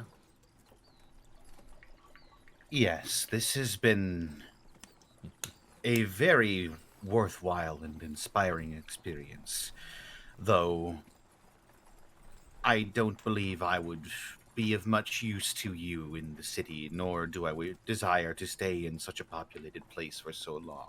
Well, tell you what, if I can give you any advice, as somebody who got out of the swamp, there's a lot to this world but the swamp. But technically, home is there. And you proved me wrong, actually. I once said I was the only good thing to ever come out of that swamp. And so, guess there's 2 good things now. And if you're interested, you really want to check it out, before you head on back, check out River Run. Or heck, if you feel brave, Dragon's Rest. Never just be content with one place. You'll always be there, but there are other places to see. Yeah. Maybe one day I will be worthy of a title as grand as Godslayer. I want to. Whatever. I got you one. He tilts his head to the side, curious. Wise in the getting wiser. Winks. Asmo's clearly Nara- choking. Asmo's Nara's clearly eyes roll so He- hard. He tilts his head to the other side. A bit long-winded, but... 'Twas not serious. A I'm only jest. joking. Yes. Well, hopefully we will meet again one day. I do wish to cross blades with you at least once during our lifetime.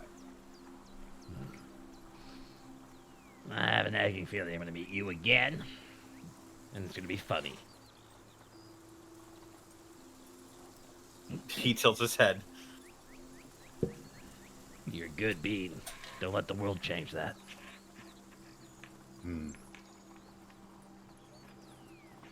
I believe on the eve of my 5th moon I will set out again.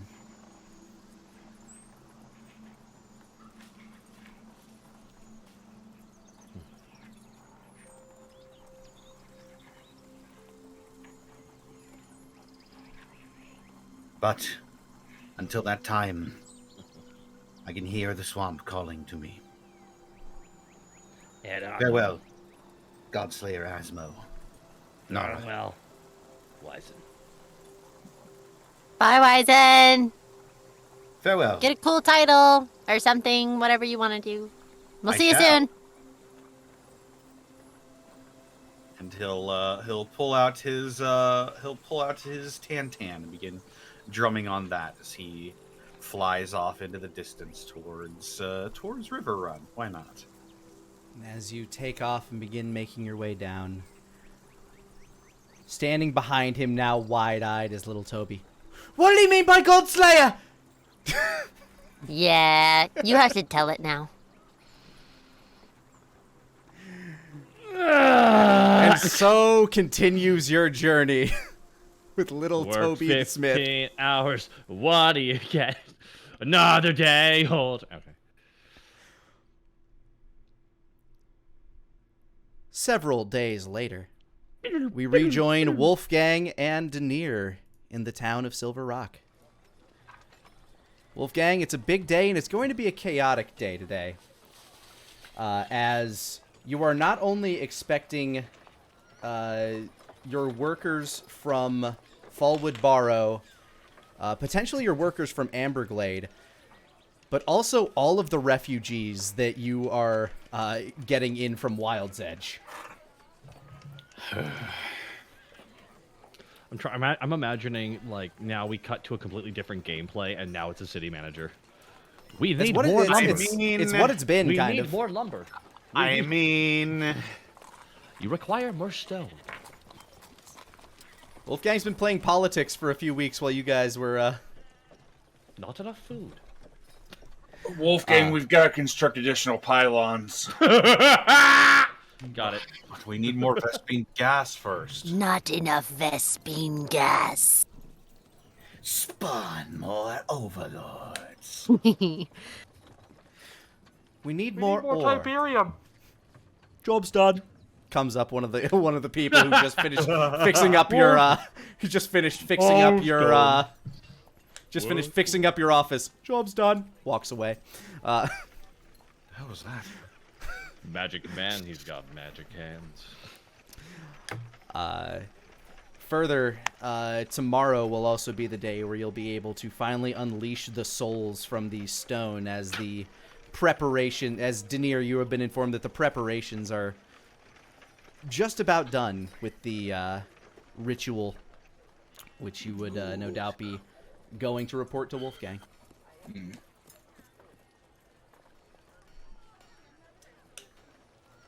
Denier would knock on Wolfgang's office door. Who's there? It's Denier. Come in. He didn't This the door closed behind him. The now nicely finished office. What kind of wood would you have be the primary type of wood around this place? Mahogany. The floors are the floors can't are do like that, we wrote the that. floors are like a white marble. No.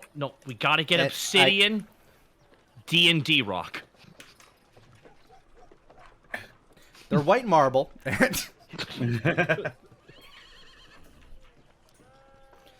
are some of the fixtures, and a lot of the molding is silver. Or at least silver-like metal. Shiny.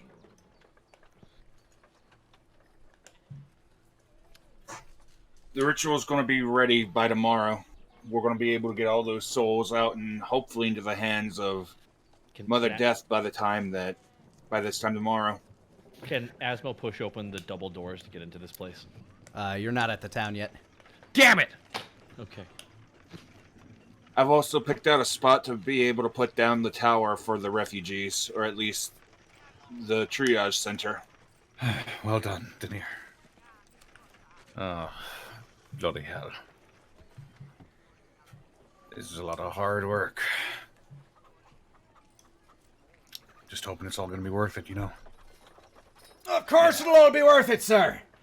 Pogan says as he carries in a large satchel full of documents and just kind of sets them nearby your desk. Have to go over these later, but everything seems to be going well. We've got a few people who want to join up once the school's open. Excellent. That's very good news. And one of the scouts reported that a large mass of people is approaching the gate. That might be the workers that we requested.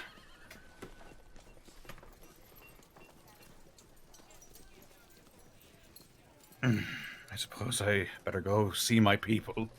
Yep. Give them a Leave good it to it, impression sir. and all that. I suppose I better look the part too. One moment. Please, allow me. And he walks up and he just kind of like starts dusting you off a little bit, shines your shoes some, and then casts prestidigitation for the final effect of getting your hair recoiffed and your hat nice and shiny. Thank you, Hogan. Anytime. Now.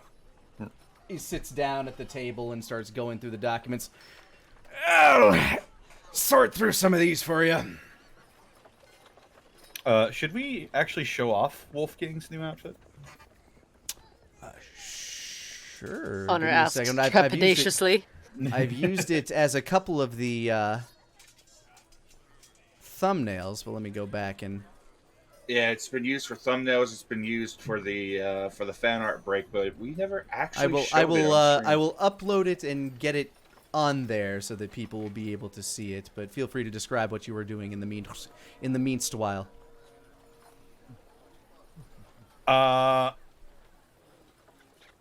Yeah, Wolfgang. It's his outfit's not terribly dissimilar from his old one.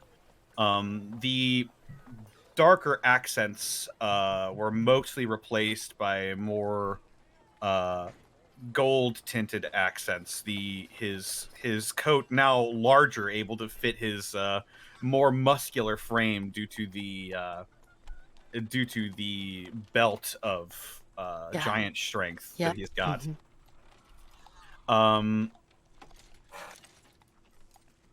He's got a large feather in his cap, and the leather of his overcoat is sort of pressed into intricate designs. Silver accents adorn him now, letting people basically see him as the Lord of Silver Rock. Bam, Wolfgang's new drip. Yep. And over one of his arms is the Cape of the Mountebank embroidered with the logo, the emblem of the Kylem Diaboli.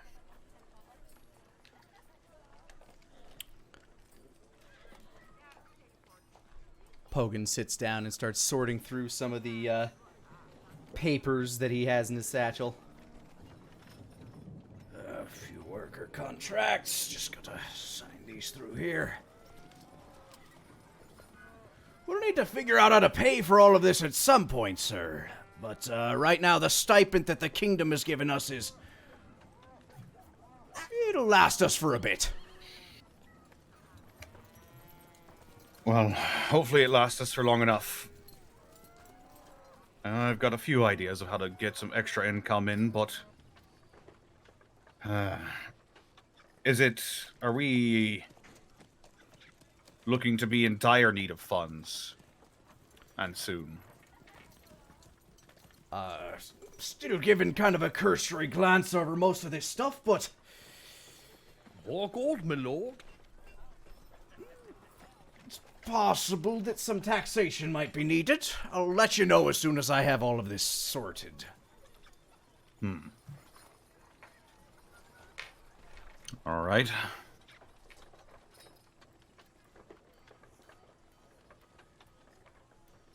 And he continues, like, he puts on some, like, kind of, like, pulls from the satchel a pair of, like, cheater glasses and starts just looking through them.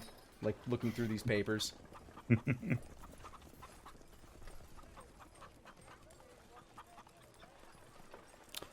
Out in the town, it's bustling with lots of workers.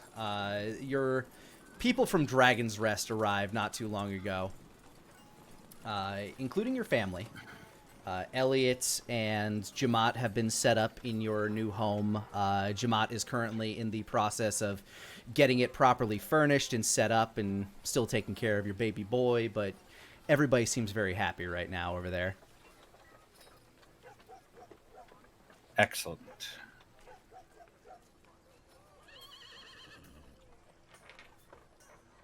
So what are you doing?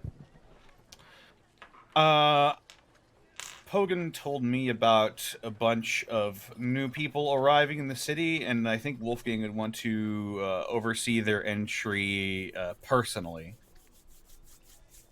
Sure thing. So he'd be welcoming people into the town. After All Mir right. sets up the triage tower, he would join Wolfgang. All right, you head down there, and sure enough, that's right. You decided to turn this patch of wall into watchtowers, right? Yes. Let me adjust that properly. Watchtowers and farmland. Yep. Nice little mix there. Nara and Asma, you notice as you walked in that the farmland that you're walking through, or land that is currently being reconverted back into farmland, speckled with a series of watchtowers. How much different does it look? From when we Looks last a were lot here? less. It looks a lot less on fire than the last time you were here. Nice. I guess. And as you begin to approach the small hamlet outside of the first major wall, it doesn't look too much different from the last time you were here. The wall itself has a large gate to it. Seems to be getting slowly but surely refurbished by some stone workers and mages from Dragon's Rest. You can tell because of the gold accents on their uniforms, along with their like crimson red trade uniforms. And waiting just inside the gate is Wolfgang. Along the way, you kind of met up with a bunch of people from Amberglade who are also traveling in as workers. A few people that you recognize, Asmo, some people that you fought alongside at the wall. They all treat you with insane deference, almost to the same degree that Wizen, but maybe not to the same level as little Toby Smith. But Wolfgang, among the people entering, you recognize two very familiar faces as Nara and Asmo, surprisingly, are with the workers that are coming in from the villages. Well, well. Look who's back. Back! How's it going, you son of a bitch? And Asmo just goes for a handshake to Wolfgang real quick. He'll reciprocate. And Asmo gives Daenerys that Christian side hug. Has Daenerys arrived yet? Oh shit! I assume you were traveling with Wolfgang. You said you were. After I set up the triage tower. Yeah, it wouldn't have taken you that long. Okay. I'd say you'd have been there at about the same time. Daenerys grins and returns it. So you get that whole not dream business taken care of? There's a little bit of bitterness in Daenerys' voice. Yes. Sort of. Anything important? Well. Well, hold on. Have you eaten yet? Because it's enough to have a conversation over a meal. Because we have been on the road for several days. Yes, we have! One of the older voices from behind Asmo speaks up. Traveled all the way from Fallwood Barrow to help rebuild your city. Mm-hmm. I appreciate you for that. I'd hope so. I bet I don't even know his name. I don't. Just met him. I know you're gonna be a great politician. It was Jacoby. We talked 3 times. I said you did good hunting that rabbit. Don't even remember my name. We've been traveling together for almost a week. What am I even doing here? Jacoby, you have to excuse Asmo. He's kind of a knucklehead. He's very sweet, but... I'm not reacting to you until you apologize for what you said on the road. Okay? Nara immediately slaps Asmo. Ow! He said it. He said it. No. Shut the fuck up. He Go said over it. there. Okay. Go. This is Come so on, cool. you two. Just kind of mutters to the other old man. See, he does remember me.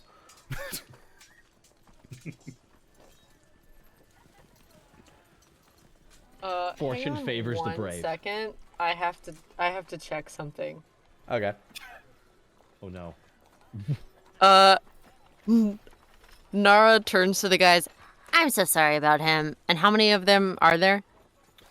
From Silver Rock, you were traveling with 4 adults and Toby and Sergeant Sniffs. Oh, you're not really going to. What? What? I sense. What do you think I'm gonna do? I sense a disturbance.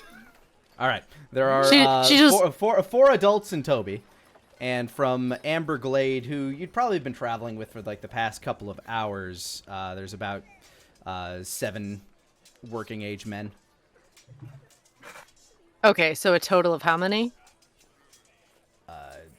11, 12, including Toby. She just like pats them all on the shoulder and just gives each one of them a gold. This is more money than most of them make in a week, so they're very excited about that. Ho ho. Yeah, he's a little bit of a dick, but he's my dick. Toby blushes Do a not. deep crimson. All right, you're causing a scene. I didn't cause nothing. Also, hi. She kind of goes to hug him, but then stops and like just pats his shoulder and hugs Daenerys. Wolfgang's brow raises as you were going to hug him. He's like, "This is all right." It's been a weird week. Let's talk about it later. And just Right. walks past. Over food. I'm sure you're all tired. Yes! Feel like we're talking in loops. All right, let's get something to eat. Does that mean us too? Yes. The large crowd of people follows you in. you're joined shortly by one of your foremen, who begins to kind of like explain to them the projects that are being worked out, and a few more kind of like clerical workers begin kind of like walking around and asking what each of them does. So you guys are free to chat as the business is being worked out behind you as you walk. You see the town is very much under construction as you're walking through a lot of... the further in you go, as in closer to the place where you started the massive fuck-off fire, the more work is being done. Okay, so like, how much of the city was destroyed in the fight exactly, and how much are you rebuilding? Guys, Well, wow, what a... the old... Seems you got more construction projects than you have workers. Well, weren't really thinking of all of this when we, Yeah, he like nods and raises his eyebrows. Yeah, it turns out 4 assholes burned down the Lord's Manor. Indeed. My God, who would do that? Curse those So- handsome devils. That is space that needs to be repurposed. Couple of Oh, areas yeah. around it as well. That was us, huh? Pretty much most of the upper class district is being converted into a campus for the Caelum Diaboli. Seeing as how most of them either left or,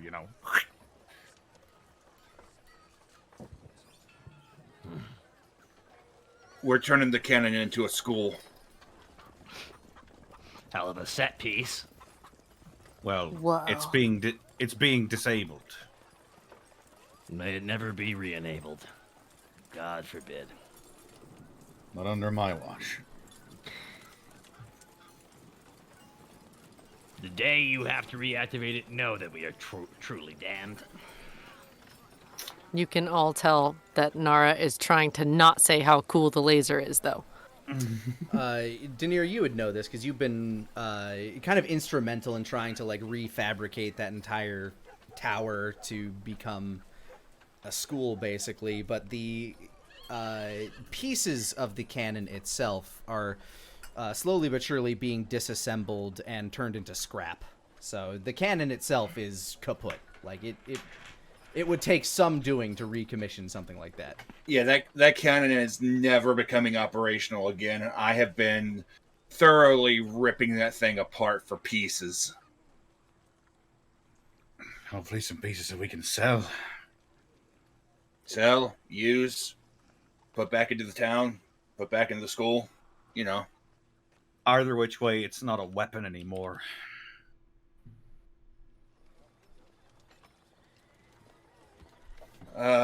We've got another group of refugees coming up from Wild's Edge before long. Apparently they got hit hard. Yeah. The explosion from the activation of Project Exodus. For the people there. Yeah. I think that explosion messed up a lot of things for a lot of people, actually. Oh, we also quote a coup. Oh, Well, good for you. That sounds like an adult thing you would take care of. Talk about burying the lead. What's the smaller version of a coup? Uprising? No. That implies that you're above them. That you can't use that. Just a political engagement. A chicken. Either way, a group of Kench loyalists disagreed with me being instilled as the new lord of this place. But fortunately, we were able to talk them out of anything drastic. I'd give that Nice. rebellion a 1 out of 6. 1 out of 6. Better luck next time. Like January 6th. Never mind. 1 out of 6. Yep. Yep. Well, sounds like you all have been busy. Yep. I hope you lot weren't looking for apples, though. Why? Haven't been able to find any as of late. Maybe I'm not looking in the right places. Fucking hate Plenty you. of pears, though. Lots of pears. You have Pears! so many pears. Pears are better than apples. It's like an apple that just doesn't have a lot of energy. Pears are like an apple that gave up. Thank you. That's what it is. Oh. Pears are apples that just gave up. I like pears. I don't though. think I've had a pear before.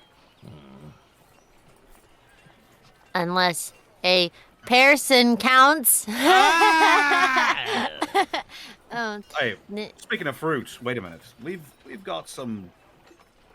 Do we have a seed for the yumberry? You do? Think of a place to put that. oh, I have another seed that we need to plant somewhere with a lot of space. Tilts his head and raises an eyebrow. Holds Got up it the from- glowing acorn immediately. There's an acorn in Nara's hand, a very plump acorn, probably about twice the size of a regular acorn. Bloody hell! What is this? Oh. Gift. Reeks Yeah, of I got magic. it from Daniel Peaches. He said to plant it wherever we're gonna be, with air quotes, mounting our attack, and that we should like plant it before there's problems. He gives you a contemplative look, and he nods. You really have been off on an adventure. I can think of a place to put it. She like grabs it and holds it away like, you are not taking this one.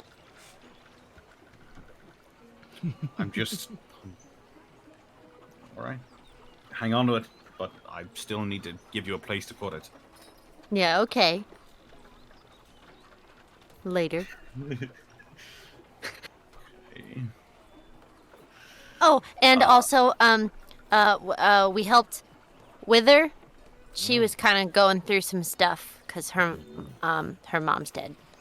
The. What? The Winter Queen is dead? Yeah.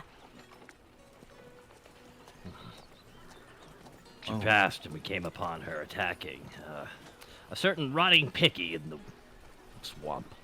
Oh my God, she almost killed Festus. Like almost. This close. As we're just a little this close. Like those dreams that aren't dreams. She looks at Denier. That was death panicking because Festus was gonna die. Premonitions. They were premonitions, not dreams. I get it now. Premonition. Sort of, kind of like death yelling at me. We're still not on the tightest of terms. But Speaking of, we may need you to talk to Mother Death probably sometime tomorrow. why? Because we have a lot of souls that are going to be heading her way tomorrow. Oh, and we the want to big make sure that they're okay. cannon. Immediately pulls out Tego Muerte and kind of shakes it like, Hey, you listening? Charisma check. 20. You get a sense of omnipresence, as in it's always there. Yeah, so you heard that? There's gonna be like a big wave of souls coming. You get a sense of awareness. Yeah, she's got it. She knows now. Cool. I guess she always knew, but now she knows because I told her. This is weird. When is our life ever not weird, Wolfgang? Yeah, that's a real valid point there, Denier. Denier, Wolfgang, give me perception checks. You're gonna perceive just how weird this is getting. Oh boy, I get to open my character sheet for the first time this Oh session. my god. That's an 8. 25. Wolfgang, you're a bit preoccupied with the Natural fact one. that... Oh my god. Wolfgang, you're a bit preoccupied with the fact that... Nara just dropped a big bomb on you that... You know, the Winter Archfey is dead, and that, you know, Daniel Peaches is giving you guys a boon. You don't really notice that, but the group of workers is kind of split off. They're all being You're kind of at this very large open area right now. It's very... it's actually kind of where the festival was, where Daenerys nuked the king. Not my fault. Still happened. There's a lot of like tables and stuff set up, and people are now kind of eating. Daenerys, you notice, however, that even though that group split off, there's still a young man following you, a pubescent boy who is very familiar now that he's kind of caught your eye. And he's still kind of awestruck, but standing like some feet back. He's flanked by a very large dog. Well, if it isn't young Master Toby Smith and You Sergeant remember my Smith. name? Sergeant Sniff. He remembers us. Hello. How goes, my friend? Amazing. I'm here. I'm on a help build, and He just kind of like runs up now that he's been acknowledged. I've been trying to you follow should- your exploits ever since you guys left. You's all big heroes. You should have seen him. He's getting into making weapons himself. I made him a dagger. really? Show him the dagger I made you. Ah, God, really? Yeah, you know what? Yeah, sure. Nara Asmo- grins evilly.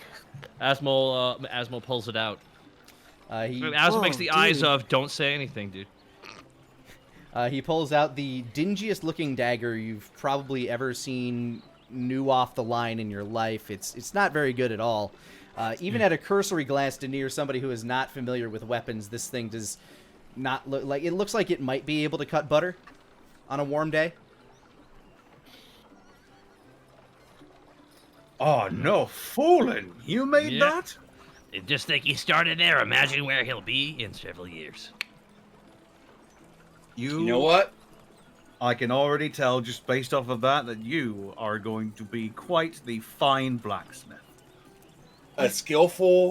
A blade made with a skillful hand deserves a magic touch. I reach out, I cast prestidigitation on the blade, and I give it a sparkle.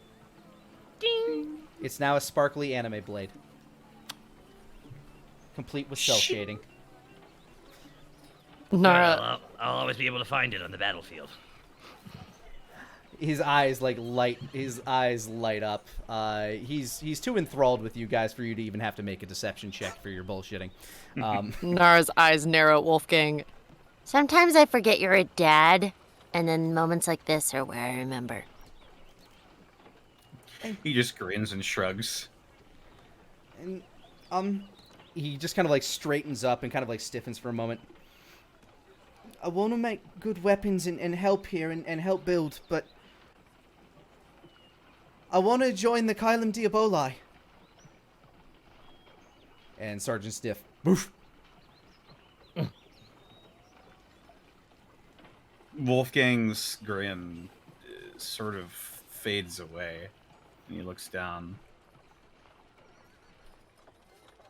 And he gets to a knee and he puts a hand on his shoulder.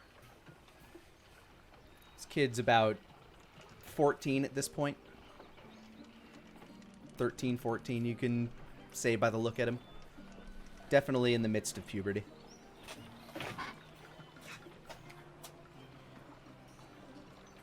Well, that's a mighty aspiration there, Toby. I want to be a hero like you. Can I...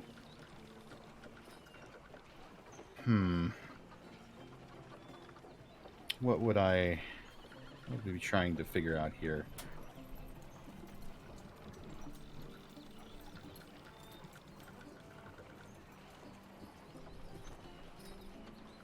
I don't know.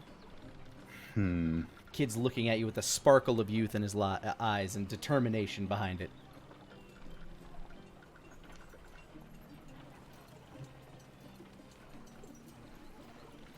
So you can make fine weapons, but you I'm also learning want to to. join the Kylum Diaboli. Yes, sir.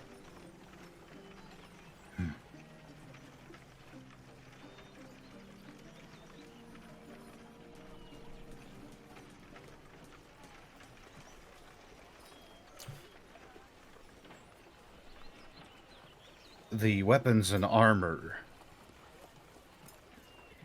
that are wielded in battle are extensions of the heroes themselves. And by giving people their proper equipment,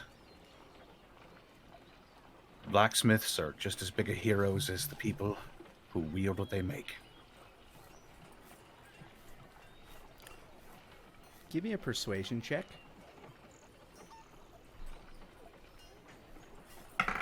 Oh, that is not a persuasion. That is investigation. You can tell this kid's hands are calloused with many days working the hammer at a time. That is a 19. He's buying what you're selling for right now. So Daenerys let me- reaches out and taps Asmo's breastplate. What? Tink, tink. I mean, somebody made that for him, right? Oh, yeah, that's true. So you'll let me make weapons for you for now? Of course. Of course I will. You know for a And- fact that the town smith is in need of a An apprentice? Yep. If you're willing, I think I know just the man who'd be in the perfect position to teach you. What do you say, Toby? Yes, sir. In fact, the new smith arrived just a few days ago. Familiar man. Dwarf, for that matter. Oh! Broken stone knuckle. Yeah!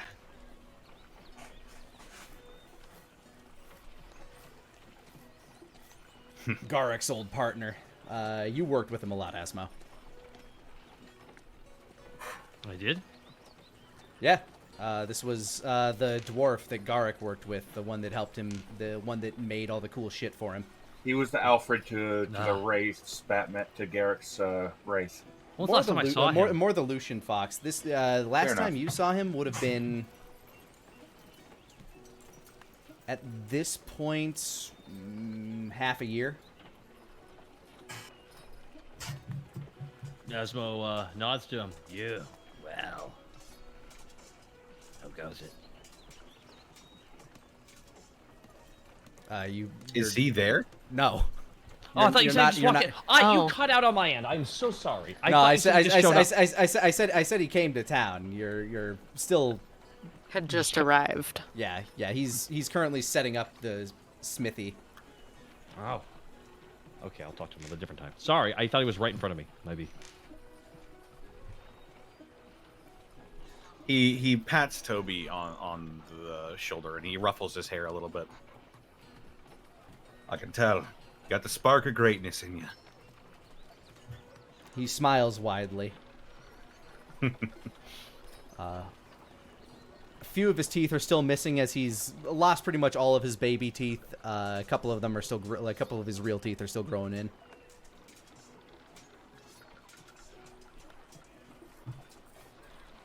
One day maybe you'll even show my little boy the ropes. You've got a kid too? Yeah, little Elliot. I'm gonna make him something real good then. When he comes of age. I'll trust you to do it.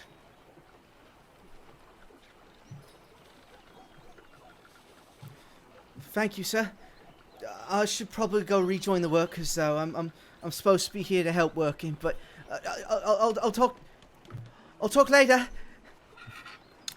Very well, Toby. Come on, Sergeant Sniffs. And he starts running off. The dog runs off behind him. Daenerys glances over at Wolfgang. By chance, do you still have that stone that he gave you a while back? I believe I threw that into the pit when we were traveling through the Nexus. What was it called? The Nexus, the Runner's Nexus. And, And as it I- never collided with anything, it just never popped back. As a reminder, future Denier bought the stone back, and Slider handed it into Wolfgang's pocket. Oh, yeah. Oh, that is true. Yeah, but Wolfgang never noticed, so he thinks he. Wolfgang does not know that it's there. That's a shame. Well, at least we learned that probably shouldn't fall down there ourselves.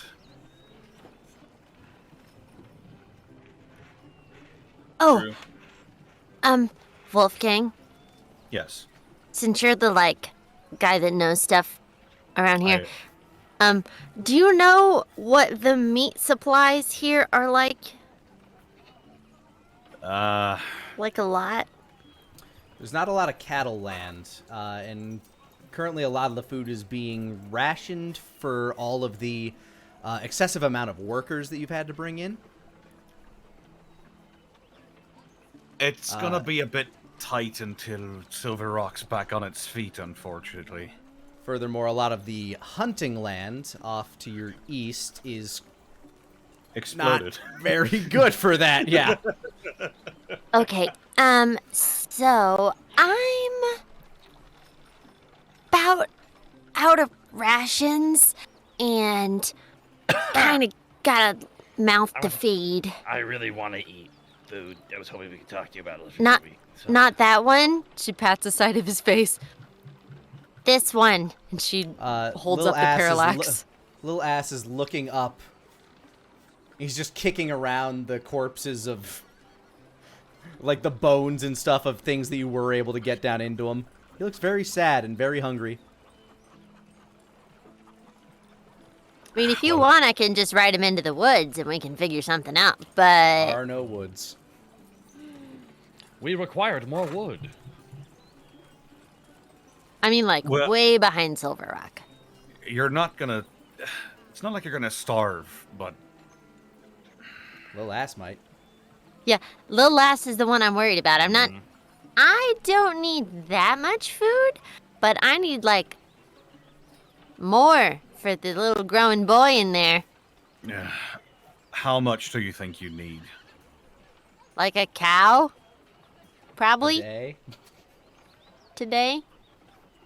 Well, he's been smaller lately because he's bored. So, Wolfgang,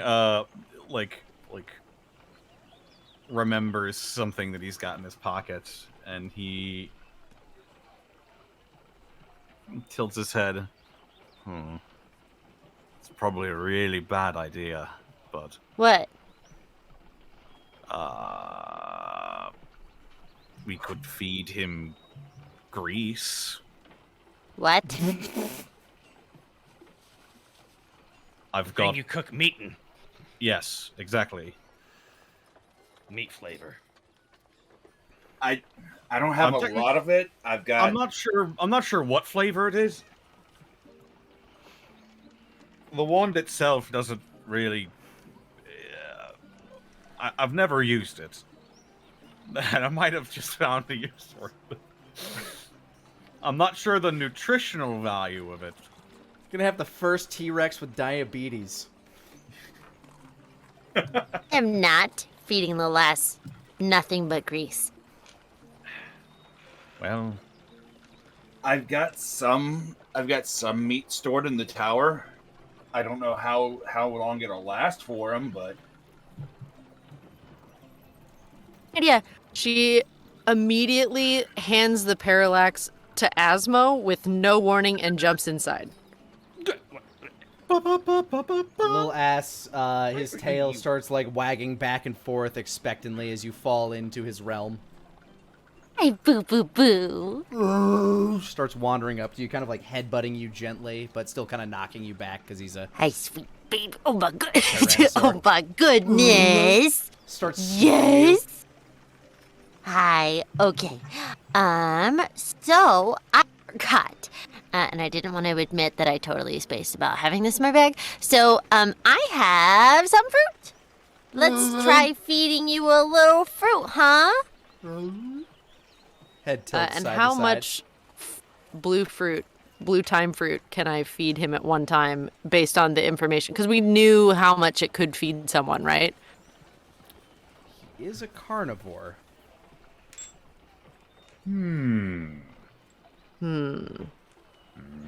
So it wouldn't do well, huh? He's like, basically your biggest issue is that, like, you kind of hold it up, he sniffs at it, kind of licks it a little, kind of snorts at it. It's just not the kind of food he's looking for. Dang it. I was really hoping that was gonna work. Well, here's the last food ration I got. We'll figure it out after that. You toss him just like whatever dried fish Maybe meat you someone's have on horse you or will die something. from overwork. Yep. So she just feeds him the last of her rations and then pops back out. Toss him the ration, like, sticks to his tongue. He shrinks down to try to make more of a meal out of it, but you can tell that's not gonna cover him.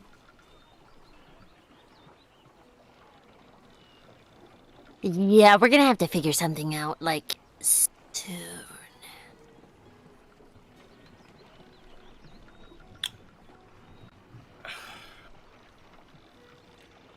I don't know how long my reserves can feed them, but I've got a little bit of a store in the tower. It's mostly preserved meat. Somehow Wait, made this wait. no problem. Can't magic people, like, make food? Mm-hmm. I don't. Can they like- make meat? Well, you can technically make food with a spell called, what is it? Produce food Yes. in water? Create food and water, Yes. but it's Create a food and gruel. water. That is a bland tasting gruel. I don't It's know basically if like it's an oatmeal. Yeah, enough sustenance to sustain 15 humanoids or 5 steeds for 24 hours. The food is bland but nourishing and spoils if not eaten after 24 hours.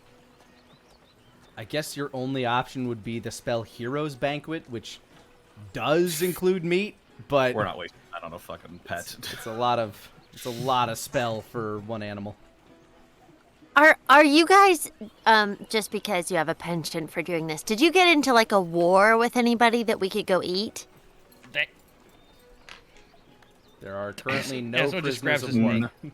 Not recently. I also don't know if demons are edible necessarily. I mean, they're meat. Yeah. No, I see what you're saying. Yeah, don't try eating a vulture. I can't imagine they don't have much meat. Well, they do, but it's poisonous. Right. So,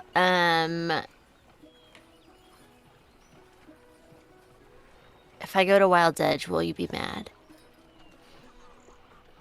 It's a couple days. I'm not going to be mad. I just don't know what you're going to find there. Like I said, that entire area is pretty All much. right, that's it. I'm taking a bow and arrow. We're going hunting. We're gonna find Wild a deer. days. We're gonna go shoot it. We're gonna go shoot the deer, bring it back, put it on a meat thing, and then we'll just cook the meat. Fuck's sakes. No, just throw it in. No, we need to eat the meat. Well, I thought this was for the dinosaurs. yeah, this is for a little ass. Well, I want the meat too. Fine. You're all not going to starve. We're talking about the T-Rex. We've got food for everyone. We can't just, gorge ourselves on it. Gorge. But if you want to go hunting together, I'm totally down for that. Want to go Now- hunting? Be my guest. I'm not sure what you're gonna find, but Meat. there it is. I mean, if y'all really, really need it, I can send you back to Dragon's Rest, but you're gonna have to walk your way back no, here. no. We're not rewalking that. We're not rewalking that. You know what? Why don't we plant this tree? I bet Daniel Peaches will have an idea. What? capital idea. We could also plant the yumberry tree somewhere.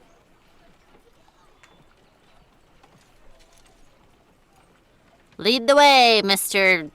Lord What's-Its-Butts. Yes, Lord what's his butts. And Lord what's its butts will lead the party. I assume there's like an open enough space for a large tree to be planted, like somewhere, like a garden. Nara would let you know how big a space the tree would need. The closest you can think is there's a kind of a large open field just to the. It's kind of the south of the Kylum campus. Kind of like there's this large plot of land that's used to hold a bunch of like mining residencies, but that all burned down. Now it is a large patch of field that is in between the land and some of the mines. It'd actually be a really nice place for a park now that you're looking at it. I think with the watchful gaze of the god of nature, this would be the perfect place to plop it down. And Nara will go to the center of that area and dig a hole that is deep enough and squish the acorn in there, cover it up, kind of run back really quickly because not sure how fast it grows. The ground does kind of rumble a little bit as you kind of pat it in there. The ash mixed with dirt, mixed with all the nutrients from the carbons, it actually seems to make a pretty decent fertilizer, plus all of the people that might have burned alive in their homes. Oh. I know, it's great. Makes for great fertilizer. But yeah, the ground sort of like rumbles for a moment. Like there's this very gentle tremor that if you're not looking for it, you might not even notice it. It intensifies, and then right where the thing was planted, bloop, a little sprout pops up out of the ground. Huh. Just a single leaf on a very small stick of a sapling. Denier walks over and gives it a little bit of water from his water skin. You can see as you're doing this, the closer you get to it, the easier it is to notice that this sapling is growing like kind of in fast forward. Like the tree is slowly rising as you're walking towards it, and as you give it some water, another leaf kind of pops off the sprout and it begins to grow a little bit more. It now looks like a proper sapling. And it continues at this relatively slow pace, but for a tree, this is incredibly quick how fast it is growing. Like if you stand there and look at it for 10 minutes, it's about the size of a very, very small birch tree. And more leaves begin to kind of like pop out of it.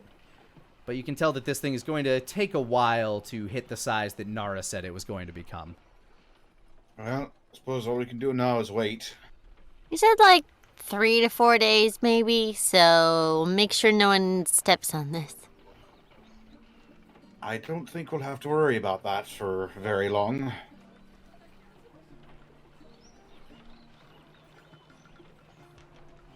I believe I shall call it Cherry the Third.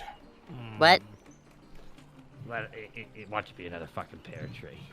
Wait. Did you just name the tree? Well, yeah. What? It's on my land. Everywhere Wolfgang lives, he usually plants a tree nearby, near his house, and it's always named Cherry. Because it usually watches over something important to him. Man, I knew I shouldn't have planted it here. I was gonna name it Well, something that wasn't that. Maybe. If I thought of naming it. Well, you're a butthole! She stomps off.